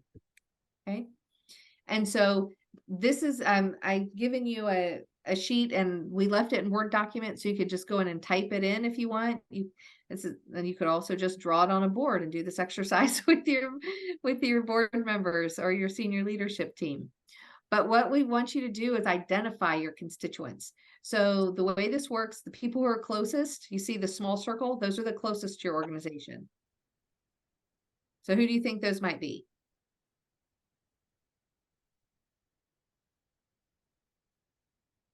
Anyone? That would be your board members. Board members. Board members, staff, current major donors, people who have already, invested, current and past major donors. Then you start like moving outwardly. So who's that next group of people who are engaged to us? Maybe it's our staff. Then the next group. Maybe it's people our volunteers. Okay. So sometimes I use schools for this too, because it's kind of the easiest constituency model ever, right? It's a little harder if you're in a community organization, so you have to be thoughtful. But so our closest in a school, we're talking our boards and our major donors. And then the next one is going to be staff and parents, right? Some people will pull staff in the middle, but parents, who else cares more about the education of the children than the parents, right? Then the next rung out, that could be past parents, alumni, okay? Maybe you're affiliated with the church. The next rung could be like general parishioners that just think, by golly, this faith education is what every kid should have. They may not even have children, right? Or they may be empty nesters, but they want to give to you because they believe in your mission. And maybe the next rung out then could be local foundations. See, that's so easy to rattle off their constituents. So think about that. And I encourage you to do this in your organization. If they haven't thought through their constituency model, it's likely they would have a lot to gain through being more strategic with their fundraising messaging. Okay. With that, sorry, real quick. Yes. I assume it would fall in the inner circle, but in that, using a school as an example, like would students, the actual people that you're serving, would they fall into that innermost circle, or? Not the innermost, because typically the people that we're serving, we would love for them to give, but it depends on the kind of organization that you're in, where they would fall under, and how you would solicit them. Okay. So the innermost people are really the ones trying to make the organization work. The beneficiaries and the school example, it's actually the parents were kind of the beneficiaries in that one. Right. But if you were, working with a lot of our organizations, folks aren't going to be able to really give until later. So for example, the alumni are a couple rings out, right? So they're not going to give when they're 8 years old, but when they're 28, then they could give. So we see that with a lot of our organizations. But on the other hand, there are some, if you think about even a local little league, local theater group, maybe the kids would give, but again, it's usually the parents, because they're currently benefiting. Typically it's the parents paying for the kids. The beneficiaries tend to be later. Museums, that could be a different example. Those are going to probably be a little closer when the adults are benefiting, if they enjoy going to the museum, or maybe they attend a play, they like the opera or the symphony or something. They're a current beneficiary and they could make major gifts. But so many of our organizations we're helping people that aren't in that position to give at the immediate moment. So I didn't want you to get the idea that they're all going to be very close. That may be like down the road. I've gone through the program. Now I have a great job. My family and I are in such better shape. Now we're going to give every year and be very loyal, but they're not going to be in the first 2 circles. Thank you. No, you're welcome. Well, great job, everybody. Yeah. We're only 4 minutes behind and we covered a whole lot of ground. Let's go ahead and take 15 minutes. So we'll come back at 2:50 and we'll get in and dig into the rest of what we're talking about and be able to answer some questions at the end. See you in a bit. Okay.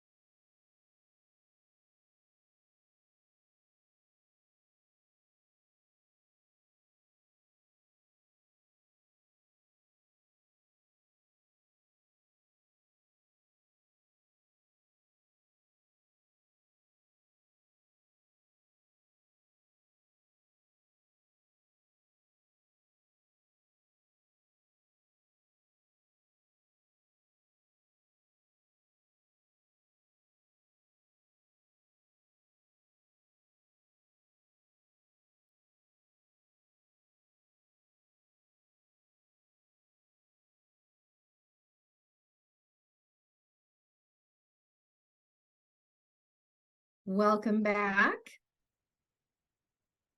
See if we can get a few more faces to pop up in these squares.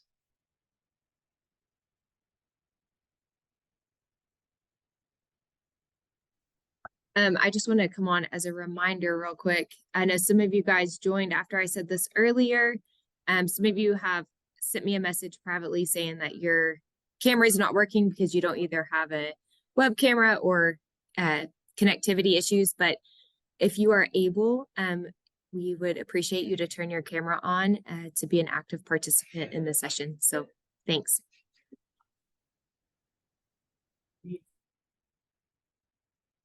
Okay. So we've left thinking about our constituents, and I really do encourage you to use the model and do that on your own for your organization. If they have not done it, again, could be a really great gift for you to give them while you're assigned to the organization, so we can talk very specifically about why they should be become closer to the organization, become even more engaged. Okay. So now we're going to transition a little bit to volunteers. Okay. How many of your organizations are using volunteers? I only see about 5 hands. Really?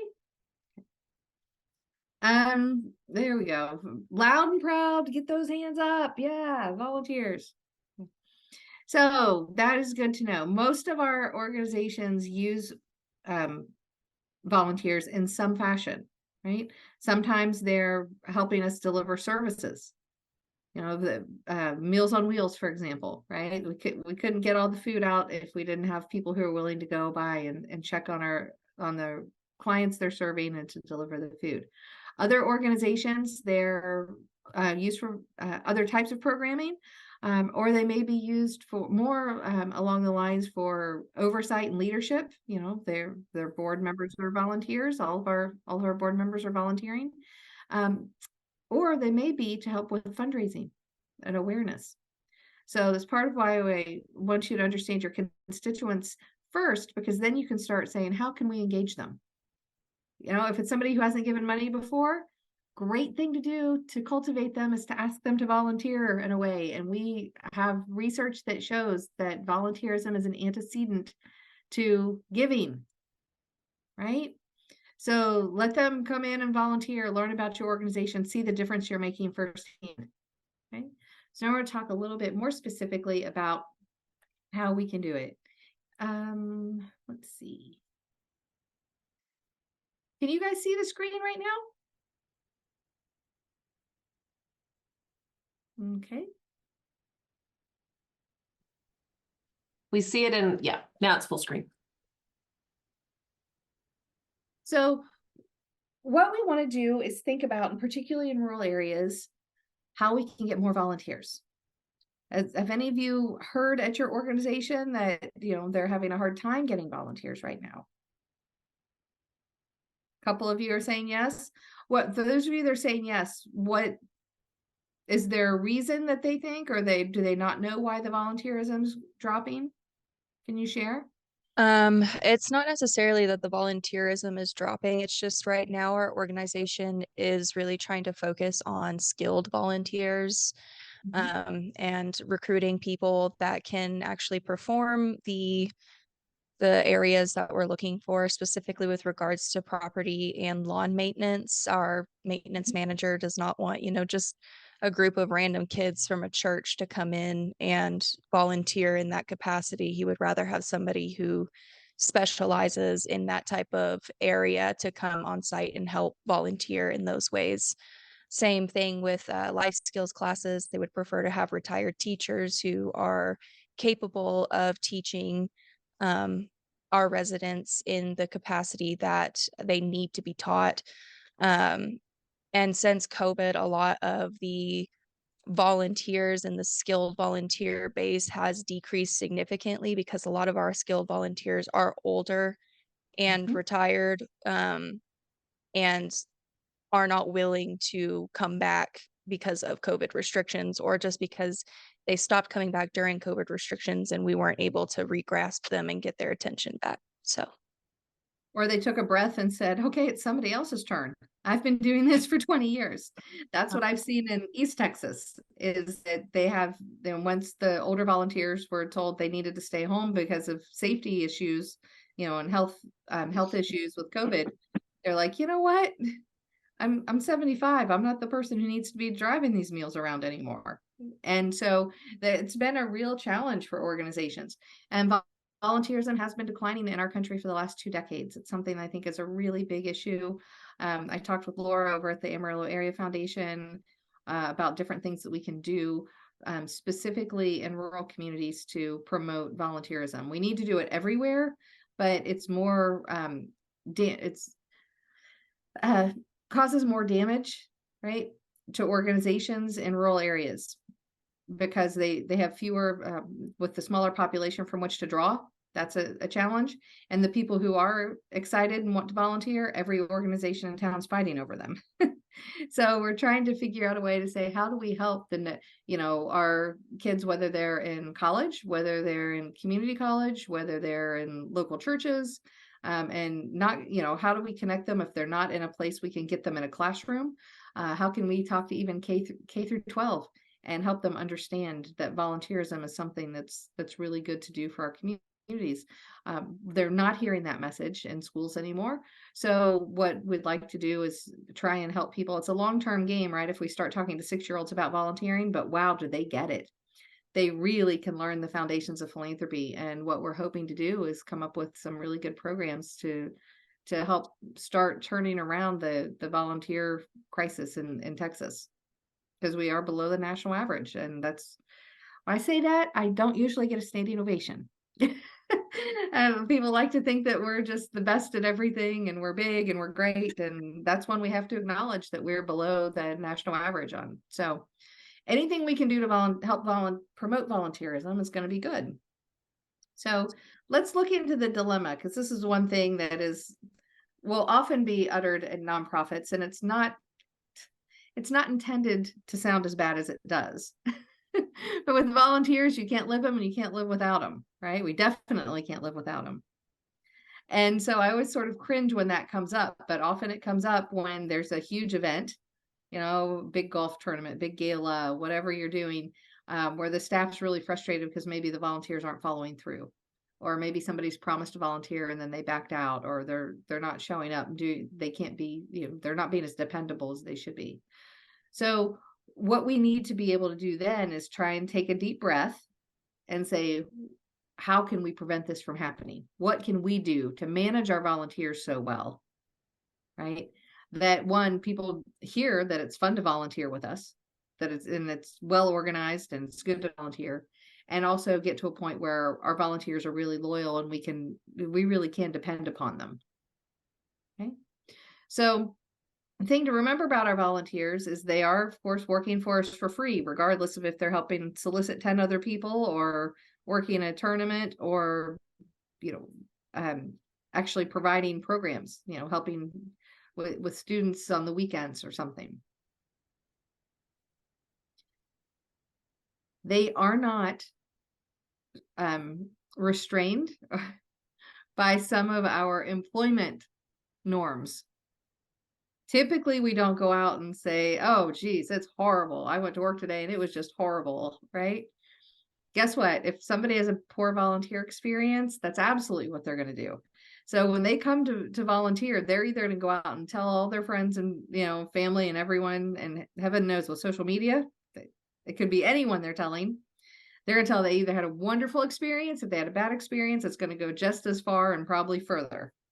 So we have to be really thoughtful about what can we do to manage our volunteer experiences. So there are people that come in, whether it's episodic or a long-term volunteer role, somebody that's going to stay with a 7th grader throughout the whole school year, or if it's somebody who comes in as a high-level volunteer, as a board member.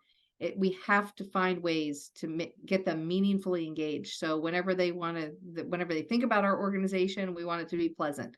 When they're in the community, or if they want to post something on Facebook, it's like, oh, I just, went to do this, or Snapchat, I'm volunteering here today. We want it to be positive. And there are some best practices that can allow us to do that better than others. So here's the stat that I gave earlier. I was a little high. Remember, I guessed 56. It's 48% of high net worth donors said that they're active as volunteers. So I'll correct that. I don't want to be incorrect on it. So volunteers can help us in a lot of ways, besides just being an extra set of hands. What they can do is, bring us a lot of different specialized skills. Trust me, every time my children sign up for a new organization, they're excited to find the lady that they heard one of the moms does fundraising. It doesn't take them long. It's usually by the second class or something anytime they reach out. But you have that. If you're a CPA or if you're an attorney, they're going to reach out immediately and say, oh, we need somebody to help serve on our audit committee. And we heard you're a CPA. So they bring us that experience, and sometimes much higher level experience that our organization could afford. Right? So you may have a really great finance staff or development staff at your organization, but you want somebody who comes in as a consultant or a really senior level person to help advise them and guide them and make sure that we're being as efficient as we can. So you get that specialized expertise. They can fill gaps when we don't have enough staff members. And ultimately, if you have volunteers that are helping provide services, it's ultimately saving the organization money. And this last bullet point shows that independent sector every year estimates the value of a volunteer hour. And that comes out every April. So last April it was $31.80 an hour. So that's more of a high level volunteer, not somebody who comes in and sorts clothes, once a year. But still, it's, since this is the published and most used number, a lot of organizations will track the total number of volunteer hours they have and multiply it times that, and then divide it to say, oh, look, our volunteers actually were the equivalent of having two paid full, FTE employees. So does that make sense to everybody?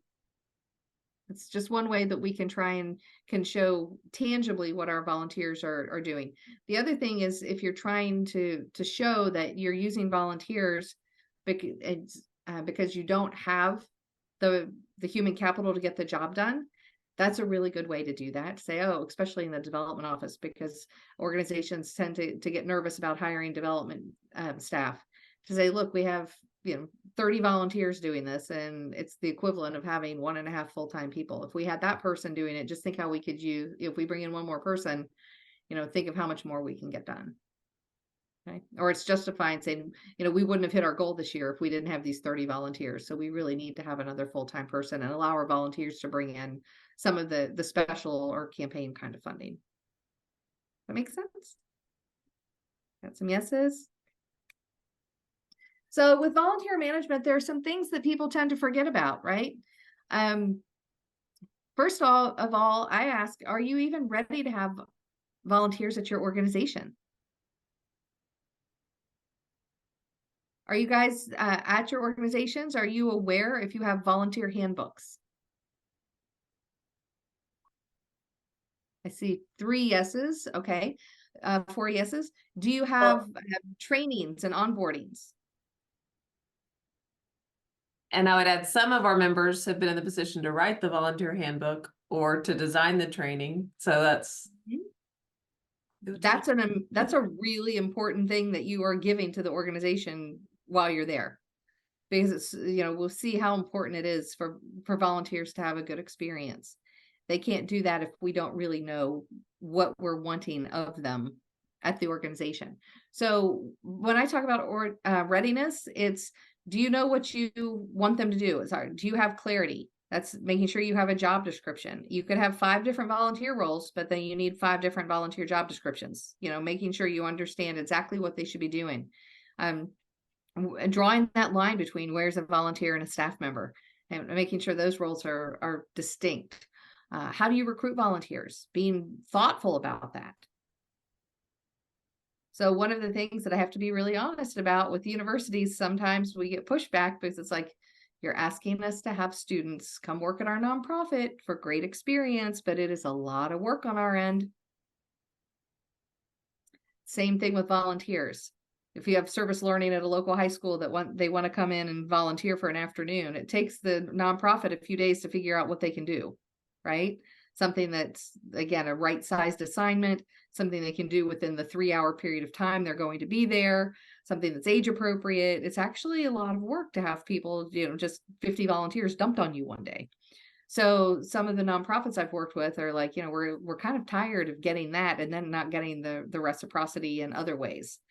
So one example was that an organization had gone out of their way to help support a lot of students and bring student volunteers through. And then when they wanted to have an event on campus, they couldn't even get a discount on parking, things like that.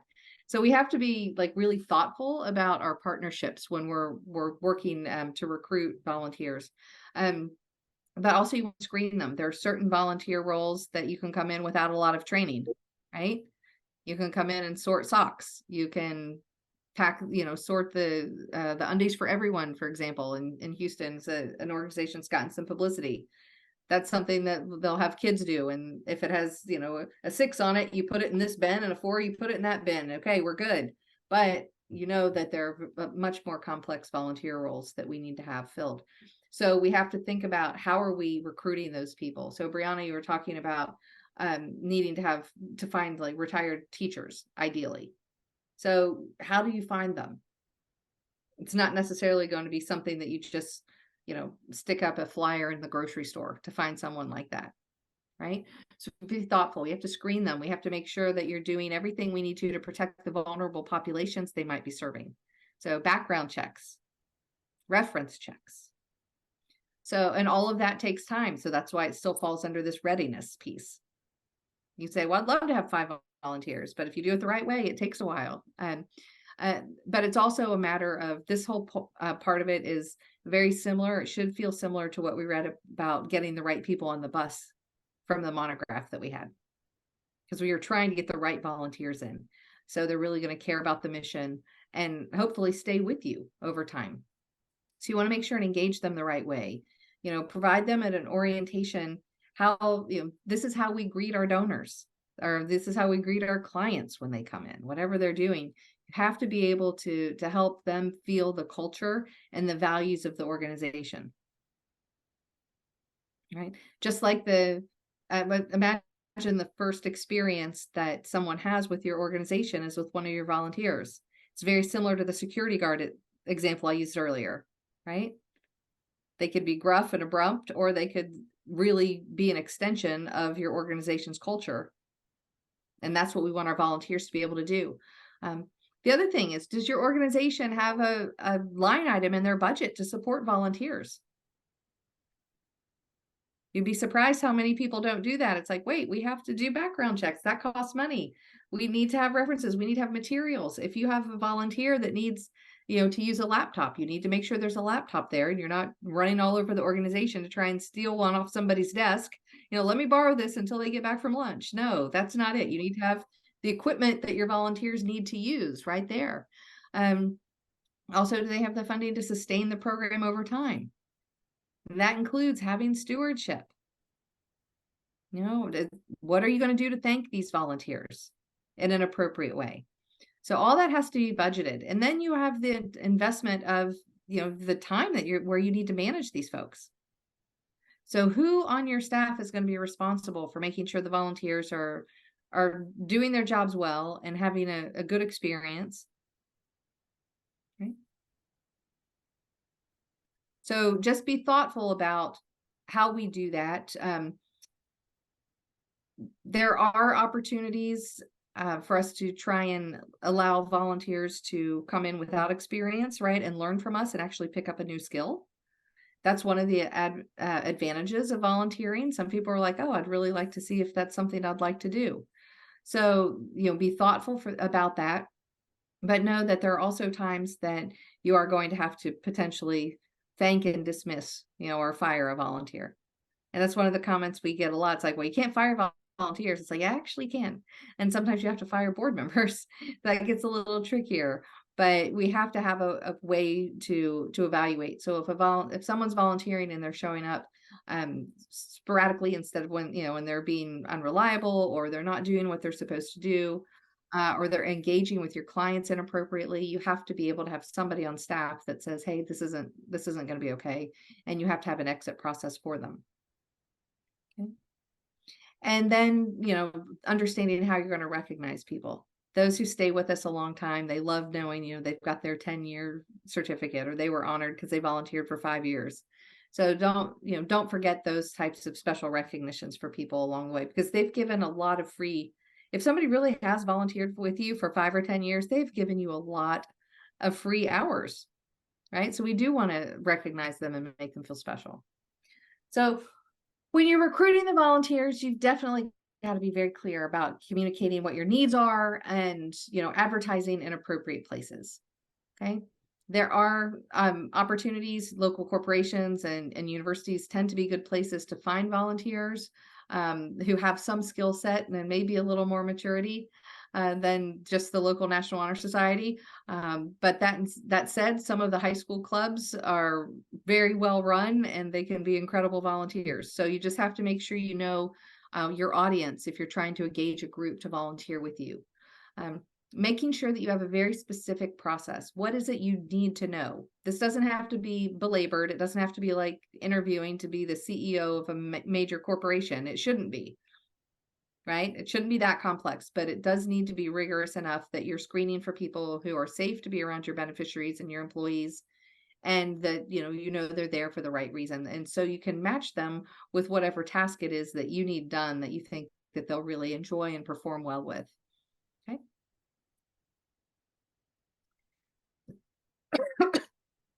So before we talk about your specific, you know, volunteer experiences, wanted to talk about the basics. We talked about the 7 faces of philanthropy, about why people give. Here, why people volunteer. The number one reason is always because they're invited to. Very rarely would you go up and say, "Oh, so why are you volunteering at the food bank today?" "Oh, well, I heard about it on the radio, so I came in." Sometimes that happens. I was driving to school. Usually it's because, oh, you know, a club or my church or my friends or somebody invited me to come to do this. Even if it's not that, it's just you have some young donors. The development office could invite 50 first-time donors to come and volunteer as a way to get involved. So they want to do that, and ultimately, once they've chosen to volunteer with you, they want to know that they're making a difference, that they're probably learning something, and they're going to meet people that also care about the same things they do. You notice that value, you know, sharing common interests. We're getting back to the values of our organization again. So what's the number one reason people stop volunteering? Relationships, In what way? negative ones. They had a bad experience with somebody when they volunteered? Or maybe not feeling valued. Not feeling valued. That's a great one. Not understanding the mission or the project that they're serving. Mm-hmm. Or not having the confidence to do those things that's asked of them. Okay, can you give us an example of that one? I think that's Sure. a good one, but let's make sure it's a little more detailed here for us. I do a lot of social work at my site, and it's really hard. Like, you just have to find that specific volunteer who's willing to sit down and problem solve with someone on the fly. I have to tell everyone all the time, like, Google is your best friend. 99% of the things I do today, I had zero idea how to do 2 years ago. So you just have to find that volunteer who's willing to just kind of stumble through it and not be afraid to ask the questions. And it's hard to train for those social work type positions when you're just helping someone navigate any problem that walks into the door, because it's really the best training is just kind of throwing them to the wolves. I think we have some AmeriCorps members on today that volunteer there, and I'm just like, okay, you ready? Here we go. I'm over here if you need me. So just having that confidence to just dive in. Absolutely. Thank you for giving that example. Because I had top of my head a fundraising one, because that's part of why our board members don't go out and fundraise for us. Yeah. Because they don't have the confidence to do it. And we have to be able to help them have the confidence and make it easy for them to do the job. Right. Well, in a space when the main thing is the language barrier, we deal with immigrants at my location, and I know when I started, when I opened the facility 2 years ago, I was terrified to try to navigate a simple conversation with someone who doesn't speak English. So that's like just the many different barriers you just have to get comfortable with. Absolutely. Great example. I'd like to jump in on that. I serve alongside Sarah at the place, and yeah, exactly what she said. Having that support really helps me because with the language barrier thing, same thing. It was really hard for me at first, but I've gotten a lot more comfortable with it and how to use language lines. So that the support is a very big issue, and that needs to be dealt with. And when it's there, it's great. It's helped me a lot as far as my confidence level by having the support there. Oh, fantastic. Thank you for sharing that. I would say to kind Go of ahead. piggyback off of what Brianna said about not understanding an organization's values and vision and mission is maybe they don't see the long-term impact or the impact that their volunteering is having.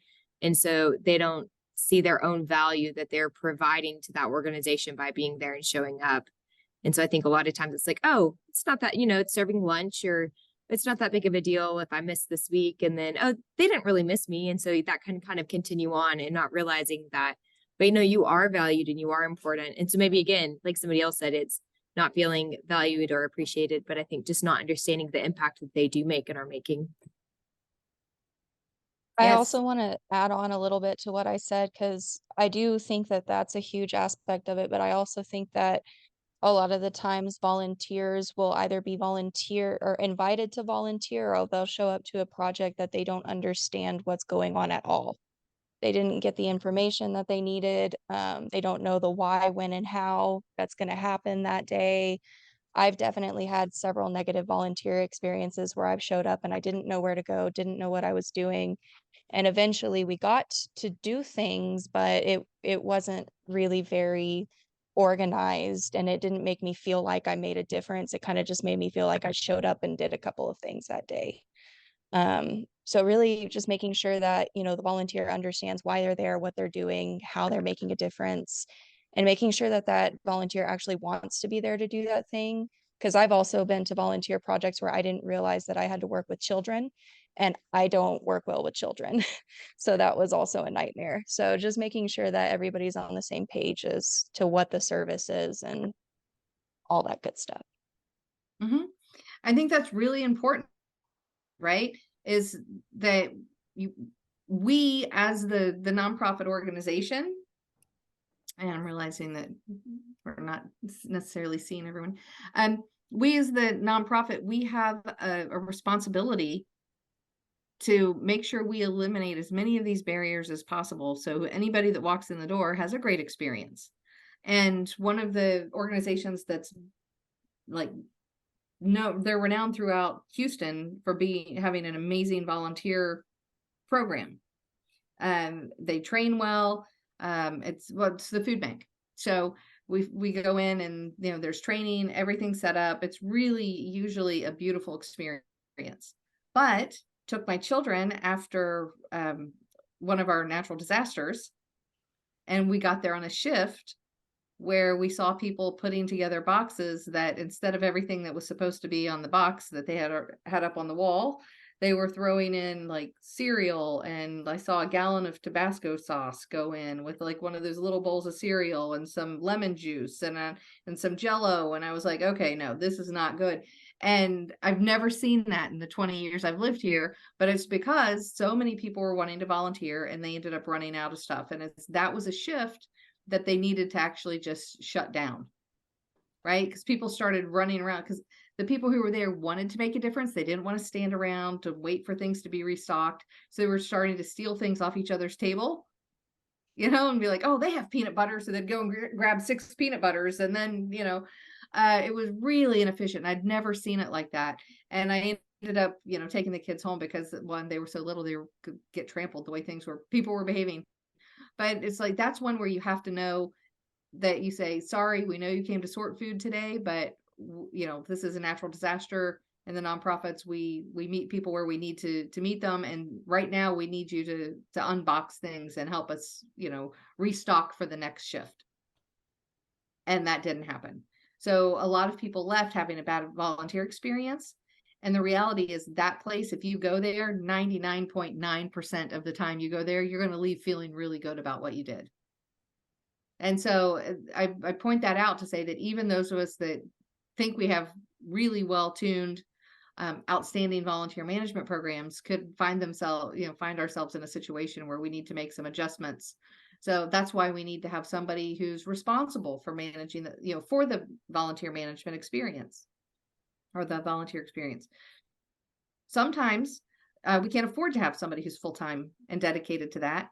But what you can do is find one of your very best volunteers and ask them to step up in a leadership role where they are essentially your volunteer manager. They are the, leader of the volunteers. And that's the role that they play.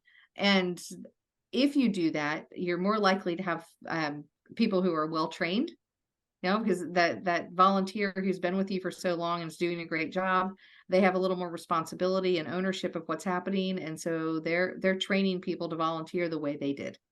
And so you end up with a stronger volunteer force. So that's just one way that, because sometimes when I'm working with organizations and we start talking about, it's like, wait a second, we don't have the luxury of hiring a volunteer manager. And it's like, well, you don't need to, you just need to be able to identify your best volunteer. Okay. Okay.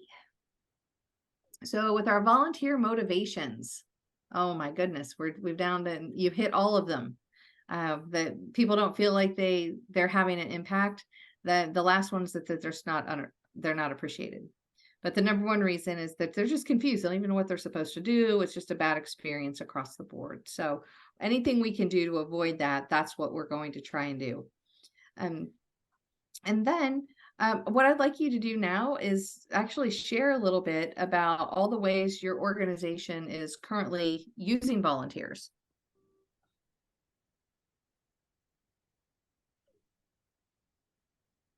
The city of Dalhart has a volunteer fire department. I had an opportunity to attend a fire drill and interview 3 firefighters. And a common thing that I heard was that it's like a family. And I noticed that it does provide an identity, a community, and a mission. And with the police department too, they both have like this willingness to sacrifice their lives for another. Like the love between them is really strong. They'll still poke fun at each other, but like whenever it comes down to it, like they have each other's backs, and it's really cool to see. Mm-hmm. That does sound like a really special group of volunteers. See, and that's what's going to happen, right? If you're really promoting your organization well, your values of your organization, you're going to find people that have like values that come together, and you're going to start to see those sorts of things. Right? And that dynamic among your volunteers, and they're going to be connected and close because they find out that they're all here because they care about the mission. It's another reason we have to be really just very clear about our mission and who we are before we invite people to come with us. Let's see. Okay, we have some comments I've been trying to skim through as you guys are thinking. One of you mentioned that they're seeing a decrease in volunteers and a change in participation because they think there's a change in leadership and loyalty, and that can happen, right? It's something that we have to be really cognizant of as nonprofit leaders and fundraisers, specifically, because if you have a relationship with an individual and you leave, then it's going to be more difficult for them to stay with the organization. So you always want the relationship you build to be with the organization. So there won't be as much of a challenge with, well, I volunteered when Jessica was here, but Jessica left. So, well, maybe I'll go volunteer at the new organization she's with because I just really liked working for her. She always made me feel valued. Or, I'm just not going to volunteer at all. So what instead you want people to say is like, oh, wow, Jessica's, we're really going to miss her, but who's our new volunteer manager, right? Because what you've done is really tied them and their loyalty to the organization. And that's what we're going for. Okay. So the reason I called out fundraisers separately is that is such a relationship heavy function within our nonprofit organizations that sometimes, even though we should never think of donors as friends, sometimes the donors and major gift officers can become very attached. And so you always have to make sure that when they leave, that they reach out to those donors they're so close with and say, oh, I've got this really incredible opportunity. It's been so fun working with you, but from now on, you'll be working with, and then hand it over to Tia, well, from now I'm leaving. So you'll be working with her, and make that introduction instead of having the new person come in and have to try and earn that trust. It makes the donor feel like that, you recognize them and you want them to still be a part of the organization.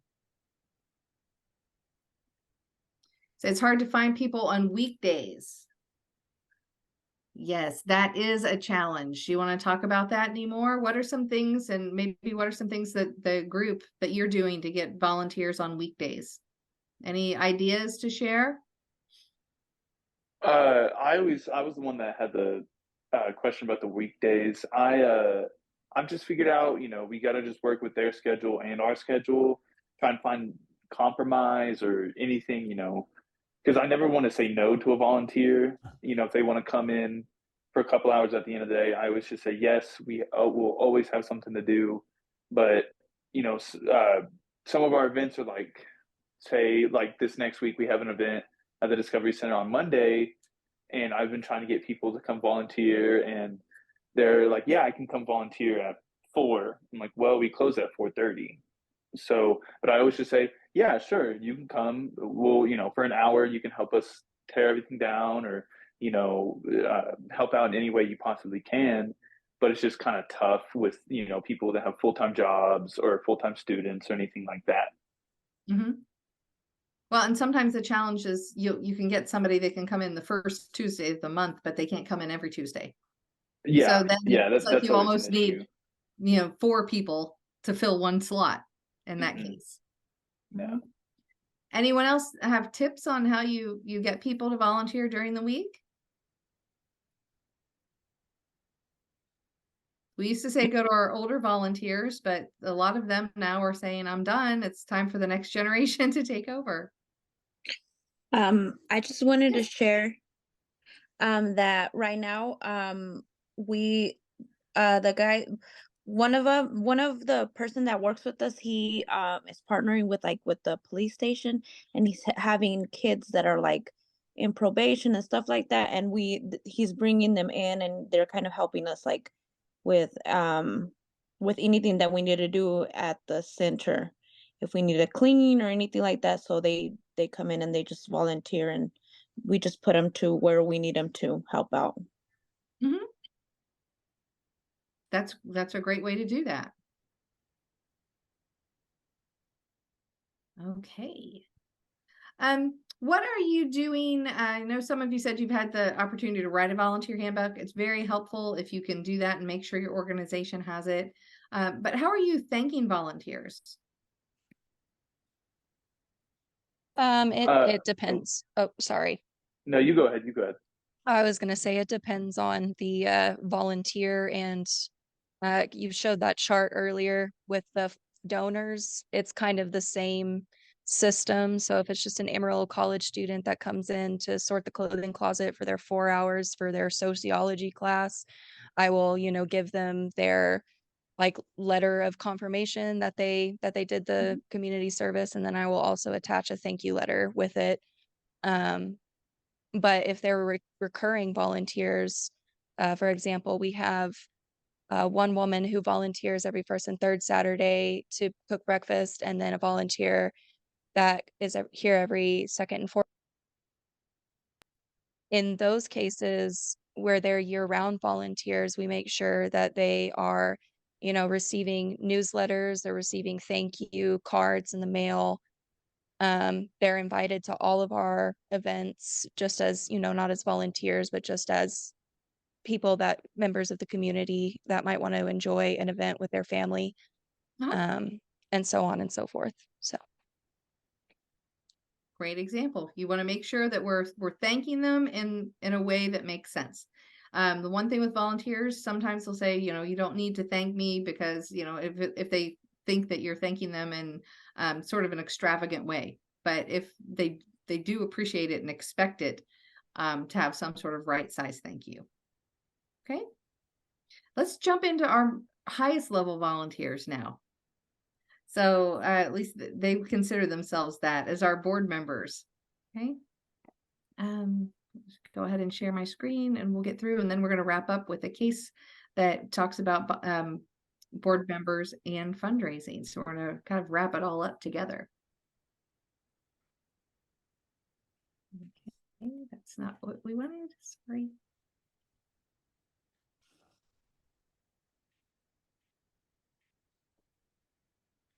Okay.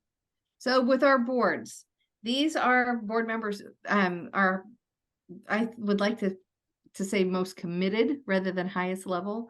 We're asking board members to take on a serious responsibility. They have fiduciary responsibility for the organization. So it's not just coming in when I feel like it or coming in to get the 10 hours I need for school.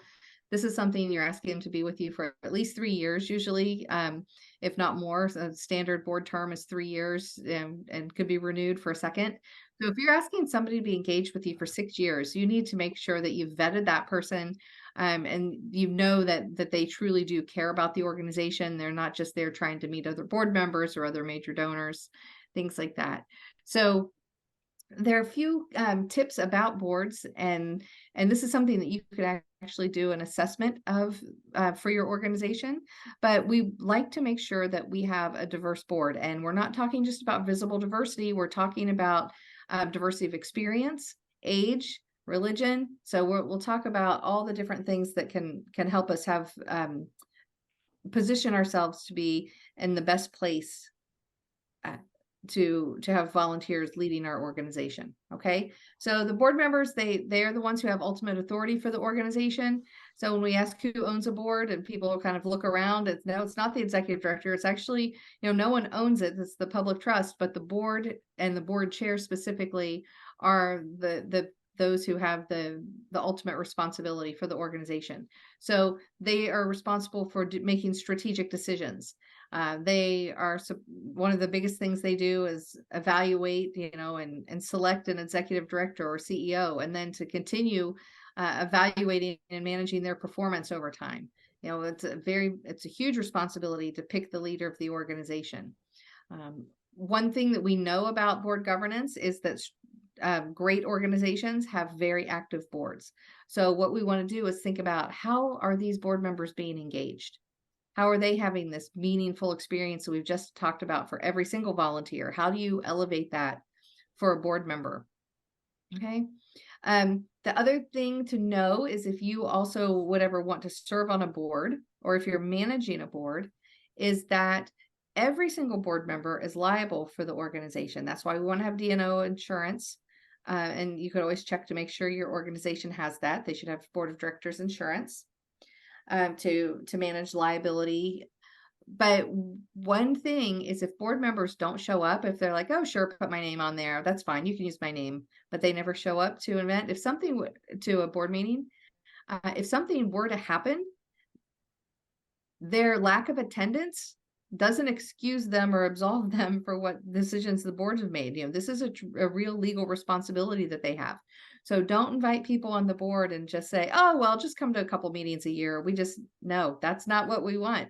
We're trying to actually encourage board members who are going to be at every meeting, and they're going to be really, doubly engaged as our other volunteers, and, actually be driving the work and strategy of our organization. So that's what we're shooting for. Our aspirations for boards are that we want them to actually ask the tough questions. Does that make sense? We want board members to sit in the room and ask, in the boardroom, and ask a question before the local news asks it, for sure, even before one of our clients asks it. And we want to be ahead of the game. We want them to understand that they're not micromanaging. Some of you may have working boards that have moved into governing boards. That's a challenge to do, but it's because when organizations start, the board members are actually helping carry out the programming. But as they mature and staff and volunteers are handling the programming, then the board has to understand they need to be strategic, right? And that they need to partner directly with the executive director. So they have to understand that. They also have to understand how they act as a board sets the tone and culture for the whole organization. So if they sit around grumbling about philanthropy and that they don't like fundraising and don't like to give, then that's going to trickle through the whole organization, as opposed to a board that says, this is one of our most important revenue streams, and we're going to try and do it as well as every other function we do here at the organization, and teach me how to do it and I'll step up. That's ideally what we want to see. But we need to make sure our board members that they're a very different level of volunteer and that they understand the ethical responsibility that they have in that role. Okay. The other thing is we want them to make sure that you and your staff, at the organization, are making sure that there's time for generative thought. Okay, so that's saving 20 minutes during your agenda and being very intentional that we're going to talk about a strategic issue that we need to discuss at the organization. What we found is that board members find that very engaging. They don't like to just show up for a meeting, go through all the reports. The meeting runs overtime, so they have to leave. You're still on the reports that they read a week ago. Instead, what we find to be much, much better for these volunteers and to keep them around is send the materials out a week in advance, use a consent agenda, and then have a really good topic for them to discuss. They have to get through the general business of the meeting, but to say for the last 20 minutes, they know they're going to get into some interesting conversation about advancing the mission. And it might be whether or not, considering whether you want to have a capital campaign, or if you want to build a new building or serve a different part of town. Those are things that the board level, should start having very serious conversation about before the staff spends a lot of time on it. Okay. When I was talking with Misty about, gosh, how do we do this? Because we can teach a whole semester course on board governance. So what can we give you guys today that's useful? And we thought one thing would just be to give you some tips about what you would think about or consider when you have an opportunity to join a board. Okay. So are any of you currently serving on boards? You have to say it verbally. I can't see everybody. No, not yet. I say, okay. So one person is? I saw 3 hands raised at least, but I'm not sure of others. Ricky and Amber and Danny. Okay. Dana, so we have a few people that have gone through this experience. So as we go through these questions, you can tell us if you think that they're on target or if we need to adjust. But, if somebody asks you to join a board, and my graduate students sometimes get really excited about it. And I'll say, okay, is this a board you care about? Well, not really, but I get to be a board member. And it's like, no, that's okay. That's the first wrong no, that's the first flag that goes up. So you want to make sure it's something you care about the mission, that the organization's financially stable, especially if it's your first board experience. You don't want to walk into a situation where you're really stressed out and they're trying to get all the board members to make, major gifts to keep the organization afloat. Making sure that that they tell you specifically what you need to do, if they have a job description for you, if they have maybe a mentor to help you on your first year. And then from what you can tell, like maybe ask if you could visit. You could always ask to serve on a committee before you agree to serve on a full board. That's a good way to do it. It's like, oh, well, I noticed that you have a development committee or a marketing committee or, a programs committee. Before I say yes to the board, would it be okay if I participated that way so I could learn about the organization more? Those are things that are all fair, and they're also tools that we should be using to try and build a pipeline for board members. So when you do that, you get to see the culture of the board and whether or not it's a group that you really want to be with. And then the last part would be, this last question is about valuing diversity. And again, it shouldn't be like my first board situation where I walked in the room and I was the only female. And I had quite a few of those in the first part of my career. And primarily because I was replacing the vice president of operations at the company. I was, going as part of my public affairs job. So they expected this guy who was 6'8" to walk in, and they got me instead. And there's more than one occasion they thought I was the staff. So because they didn't have another female on the board, so why would I be there? They didn't have anyone young on the board, so why would they think I was a board member? So what you want to be able to do is understand that there are a lot of different voices that are necessary, right, to think through the problems of the social issues your organizations are trying to solve. So you may, I try and use the example of, heaven forbid, you're a faith-based organization, but, is it okay if if you're a Baptist school, is it okay to have somebody that's not Baptist on your board? You may not need to find a Baptist CPA to serve on your audit committee, heaven forbid, they might be Catholic. So it's, you have to think outside of, like the stereotypes of who might serve best on your board, right? Have age differences, different types of expertise, and you should be very intentional about filling those slots to make sure you have balanced expertise. People who represent different geography, and this is all outside of what we consider, very visible, whether it's race or gender, or in those more visible areas. What we want to do is think more about, different philosophies, whether or not they have lived experience in that situation. So, for example, the organization who serves teen moms, perhaps we have a man on the board who was raised by a single mom and by a teen mom. So there are different ways that we can have different perspectives on the social issue. And that's what I mean by valuing diversity. You don't want to walk in and have everybody that, they belong to the same club, they work at the same organization, they send their kids to the same schools, and those are your board members. You're going to get a very narrow approach to the social issues you're trying to solve. Okay. So with fundraising, this is what board members know. You as the staff member are reading, the wealthy philanthropist fell in love with Cinderella's organization and funded it ever after. And our board members, they're cheering again. Yeah, that's often what we see with boards and nonprofits. So what we have to do on the staff many times is help them understand fundraising. They have all the same psychological hangups about not liking to ask for money. So this is part of the coaching and the educator role that we play when it comes to fundraising, and trying to get some of our top volunteers and let's face it, top donors, if they're on the board. How do we get them comfortable and confident enough to go out and do what we need to do? And part of that is training and encouragement. So I've given you a slide here that shows the difference between what makes board members effective and what can help them succeed. Okay, so the effectiveness is helping them understand they're setting the example for building a culture of philanthropy, and then how to succeed is really more of the how-to, that the staff can teach them what they need to know when they go out and solicit. They can coach them along the way, provide tools. If you're asking board members to introduce you to new people, then they need to understand the case statement, and they need to have, I like to provide an electronic document that they can go in and they see all the frequently asked questions, why people might object to giving to our organization, what we're raising money for, and then some templates to invite people to lunch to talk about us, talk about the organization, or to invite them for a site visit. Anything we can do to make it easy for them to volunteer. And the next one that you're going to have, the slide shows how board members can play a role in all 4 of those pieces, steps of the donor cycle and the giving cycle. You remember when I said it could be complicated? There are only 4. So these are giving you very specific steps.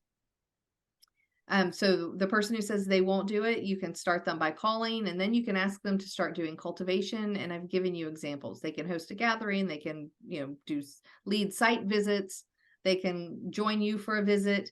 But there are always ways. Every single board member should understand that they do have a fiduciary responsibility. So with that, we're getting pretty close to the end. I wanted just to take time and go over a very quick case study. So hopefully you guys were able to see it and read it before the session, if not break. If not, you can skim it right now. But you have a case called a good board that won't fundraise. So I'll give you just a couple minutes to look at that and then ask some questions around it.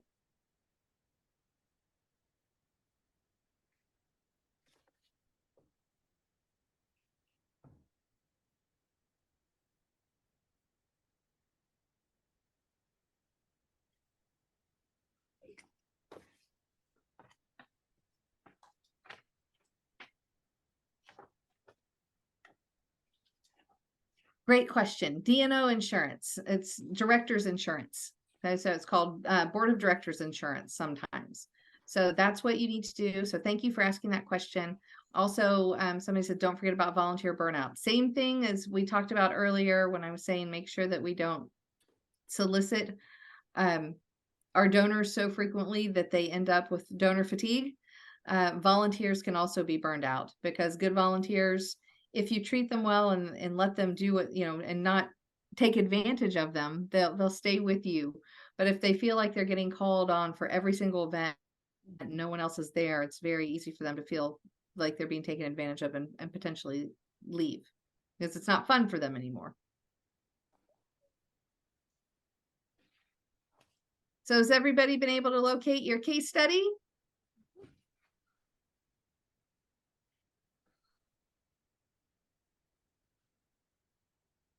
I'm not sure where it's at, Angela. It would be in the email you got from Laura. Oh, okay. Yeah, it's just a one pager. It's really quick.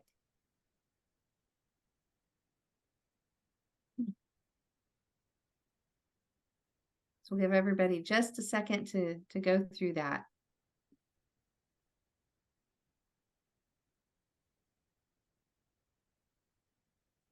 Because we do find this a lot where people think, I've done all the right things with my board. I've gotten some of my most loyal volunteers.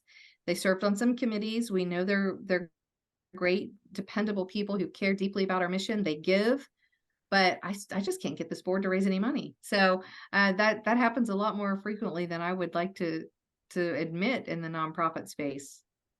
And I'm guessing you could probably say that at some of your organizations too. I do have a question about this case study, because I mean, I know that I'm not too terribly interested in actively fundraising, but I am interested in being a board member for some kind of organization someday. Would it be recommended that if you're not interested in fundraising at all, just don't go for the board of directors, or are there ways, because you mentioned earlier about like, well, maybe that person doesn't want to fundraise, but they can be in charge of sending out the thank you letters to the donors or something. So are there what you need to be able to understand is sort of the last slide that I showed you and that you'll have. So you could go in and say, well, with fundraising, I'm not really comfortable in direct solicitation, but I'm happy to help with cultivation and stewardship. So you need to be able to know and tell them how you'll be engaged in fundraising. You can't go, I really wouldn't encourage anyone who's not willing to either go to lunch with somebody or coffee and find out if they're, and share why they're excited to be on the board and see if somebody else is interested in the organization. If you're not willing to do that, you shouldn't be on a board. If you're not willing to go to events and like sit at a table and sort of host a table for the organization, and doesn't necessarily mean pay the $10,000 for the table, but sit there and be the representative that shares the organization's mission. If that's something you don't like to do, then you shouldn't be on the board. But if you can do any of the things, and enjoy doing anything that I have in the discovery, cultivation, and stewardship, then you can be really helpful and useful, and you're still part of the fundraising. But it's what we want to avoid is anybody going onto a board putting the staff in a situation of saying, well, I'll join the board, but I'll do anything but fundraise. It's much more productive to say, I'll join the board and I prefer helping with fundraising in these particular ways. Sound good? Thank you. Yeah. Yes. Good. Because there's nothing more frustrating than finding, somebody that you think is going to be a terrific board member that other board members have visited with, the executive directors visited with. And then when you meet them for the first time, they say, well, I'm not going to do anything with fundraising. It's like, oh, how did they get through 4 levels before they got to me? That's something that's happened to me in my career. So what we want to do is be able to say, oh, well, that's fine. Yeah, I understand you don't like solicitation, but hey, could you come out to this event with us? So I just want to, sorry.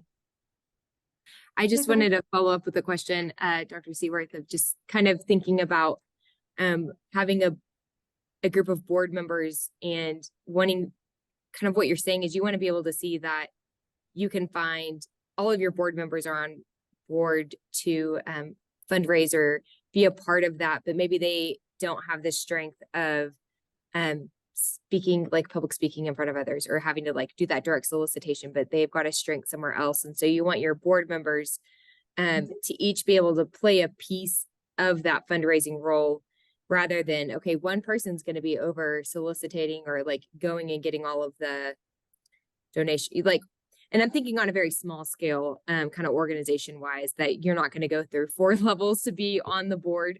But kind of your whole board should be a part of that fundraising.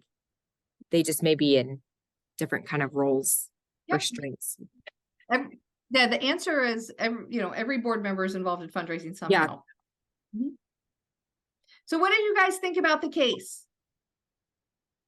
What went wrong? Well, they didn't have it succinctly, like you said, like a case statement or something. I mean, 20-page thing that you have to go through and then figure out what to say to somebody. I think they need to have like some scripts, like you were saying earlier, or something simple for them to say, hey, this is why I got involved. This is why I like the organization. I'm passionate about it because of this. Tell their story and then say, hey, we'd love to have you on board as one of our donors. I mean, is this something you might be interested in? I don't know, give them some facts and figures to back it up. But I wouldn't want to have to read 20 pages and try to figure out what to say out of that. That's almost always the first comment that people make when we use this case. I love the case because it's short and it has lots of problems. But that one, people right now, they're no way I'd read 20 pages. Yeah. What are some of the other things that went wrong with this case? Why wasn't this board fundraising?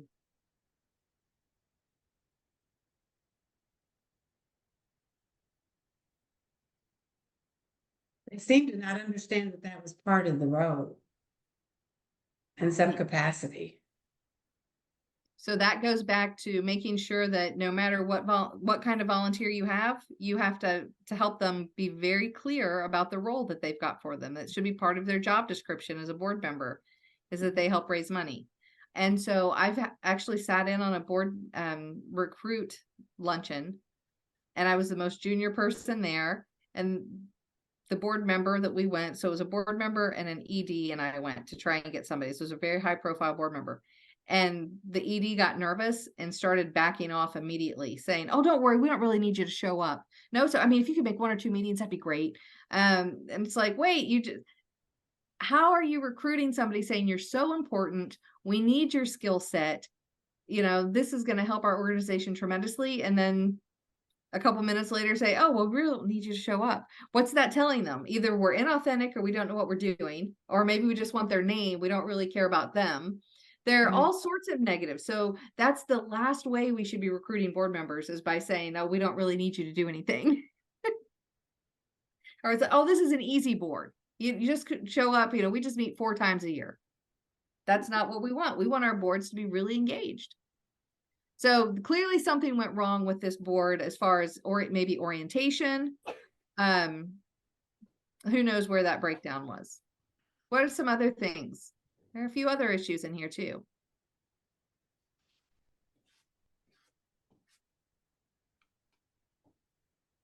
At the end, it says that some of the newer board members didn't realize that they would be expected to ask for more money when they already tapped into their wealthy associates.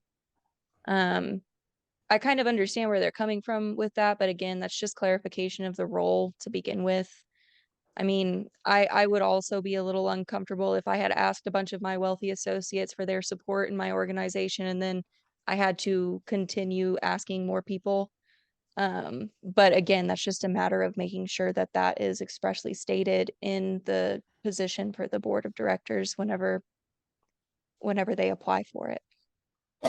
And there are board members that may not have that type of a network, but what they do is they try and raise the money from, other ways and supporting the development office rather than their own personal connections.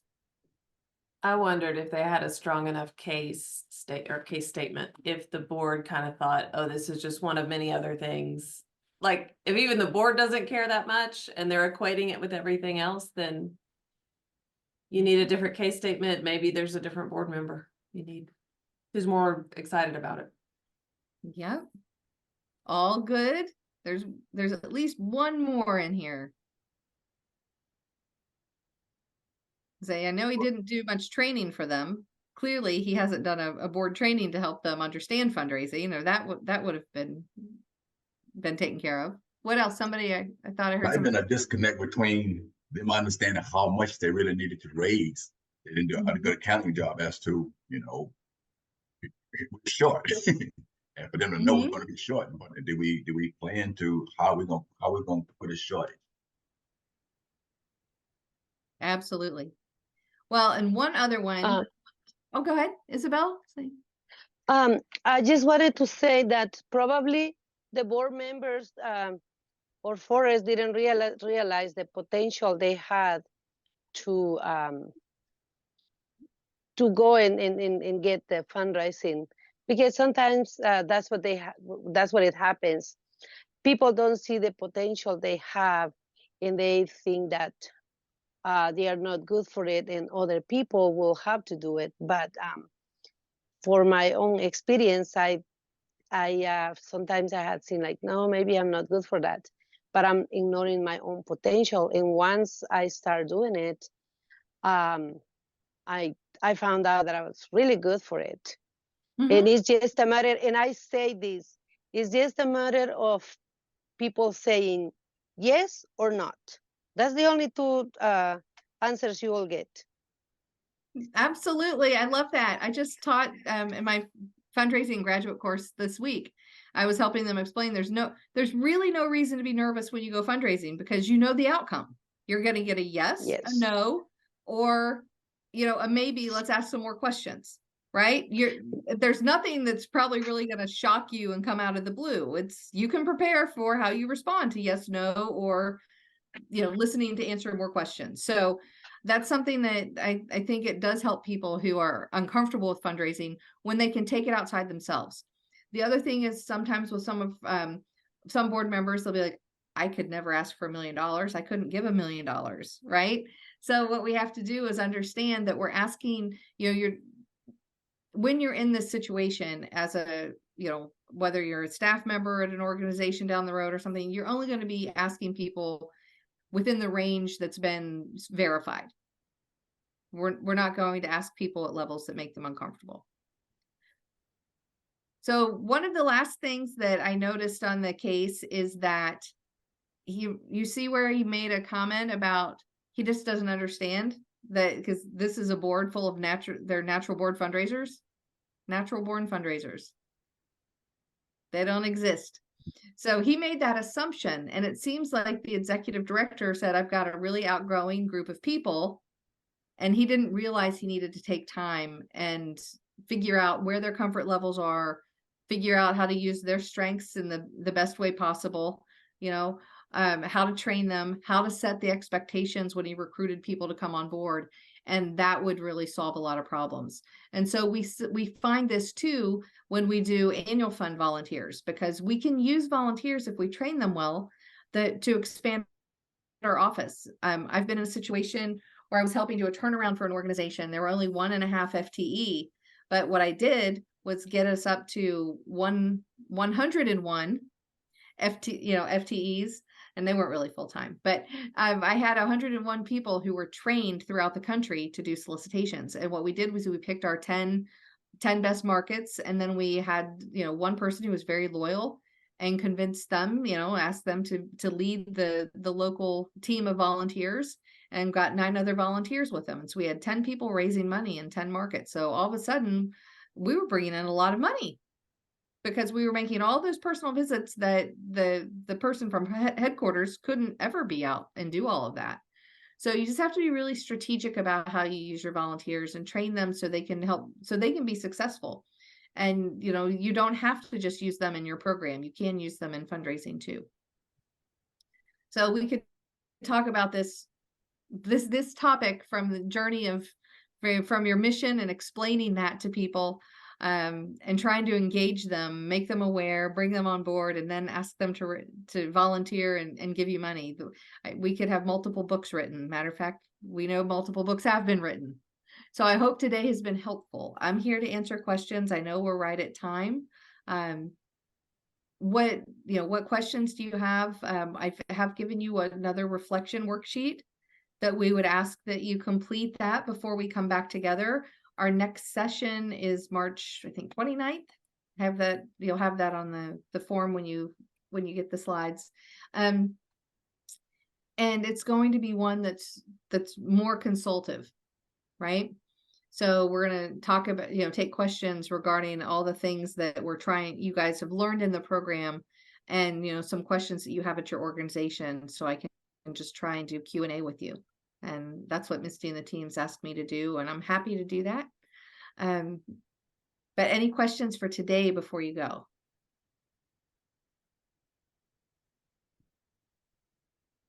I just wanted to say before I go, thank you for sharing your time, Dr. Seaworth.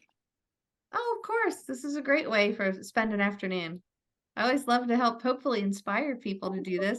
And maybe those of you that I don't like fundraising, maybe a few of you might be a little bolder now. You say, sure, I'll help with fundraising. I'll write all the thank you notes you need me to. at least start there. But I think there are very tangible things that you can take back to your organizations. Even though you are not the fundraising, person, and you aren't in your roles now supposed to be doing fundraising, a lot of this is on the back end. What data can we collect? How can we write a good case statement? How can we write a good letter? How can we identify constituents? And did you know we had, these 10 people that we should probably bring together? So there's a lot that you can do to help advance the fundraising, even if it's, have you asking the question, have we trained our board about fundraising? That's something itself could really go a long way. And maybe they don't do it this year while you're with the organization, but maybe next year.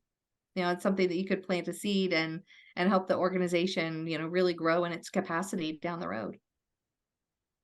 Well, in addition to that, I was thinking we have several members with identified activities that are volunteer coordinator, volunteer management, volunteer. And that's that direct connection to future funding, and that direct connection to making sure people understand where they're working and what they're doing.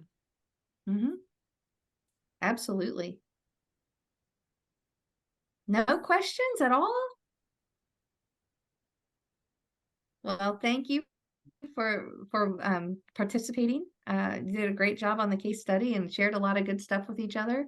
I don't think it's too far outside my scope to say, do share with each other, keep sharing with each other. Just don't wait until we get back together on March 29th. If there are ways you can help and support each other, that's part of what this program is doing too, is helping you guys get to know each other. And so you can have somebody you can ask questions from.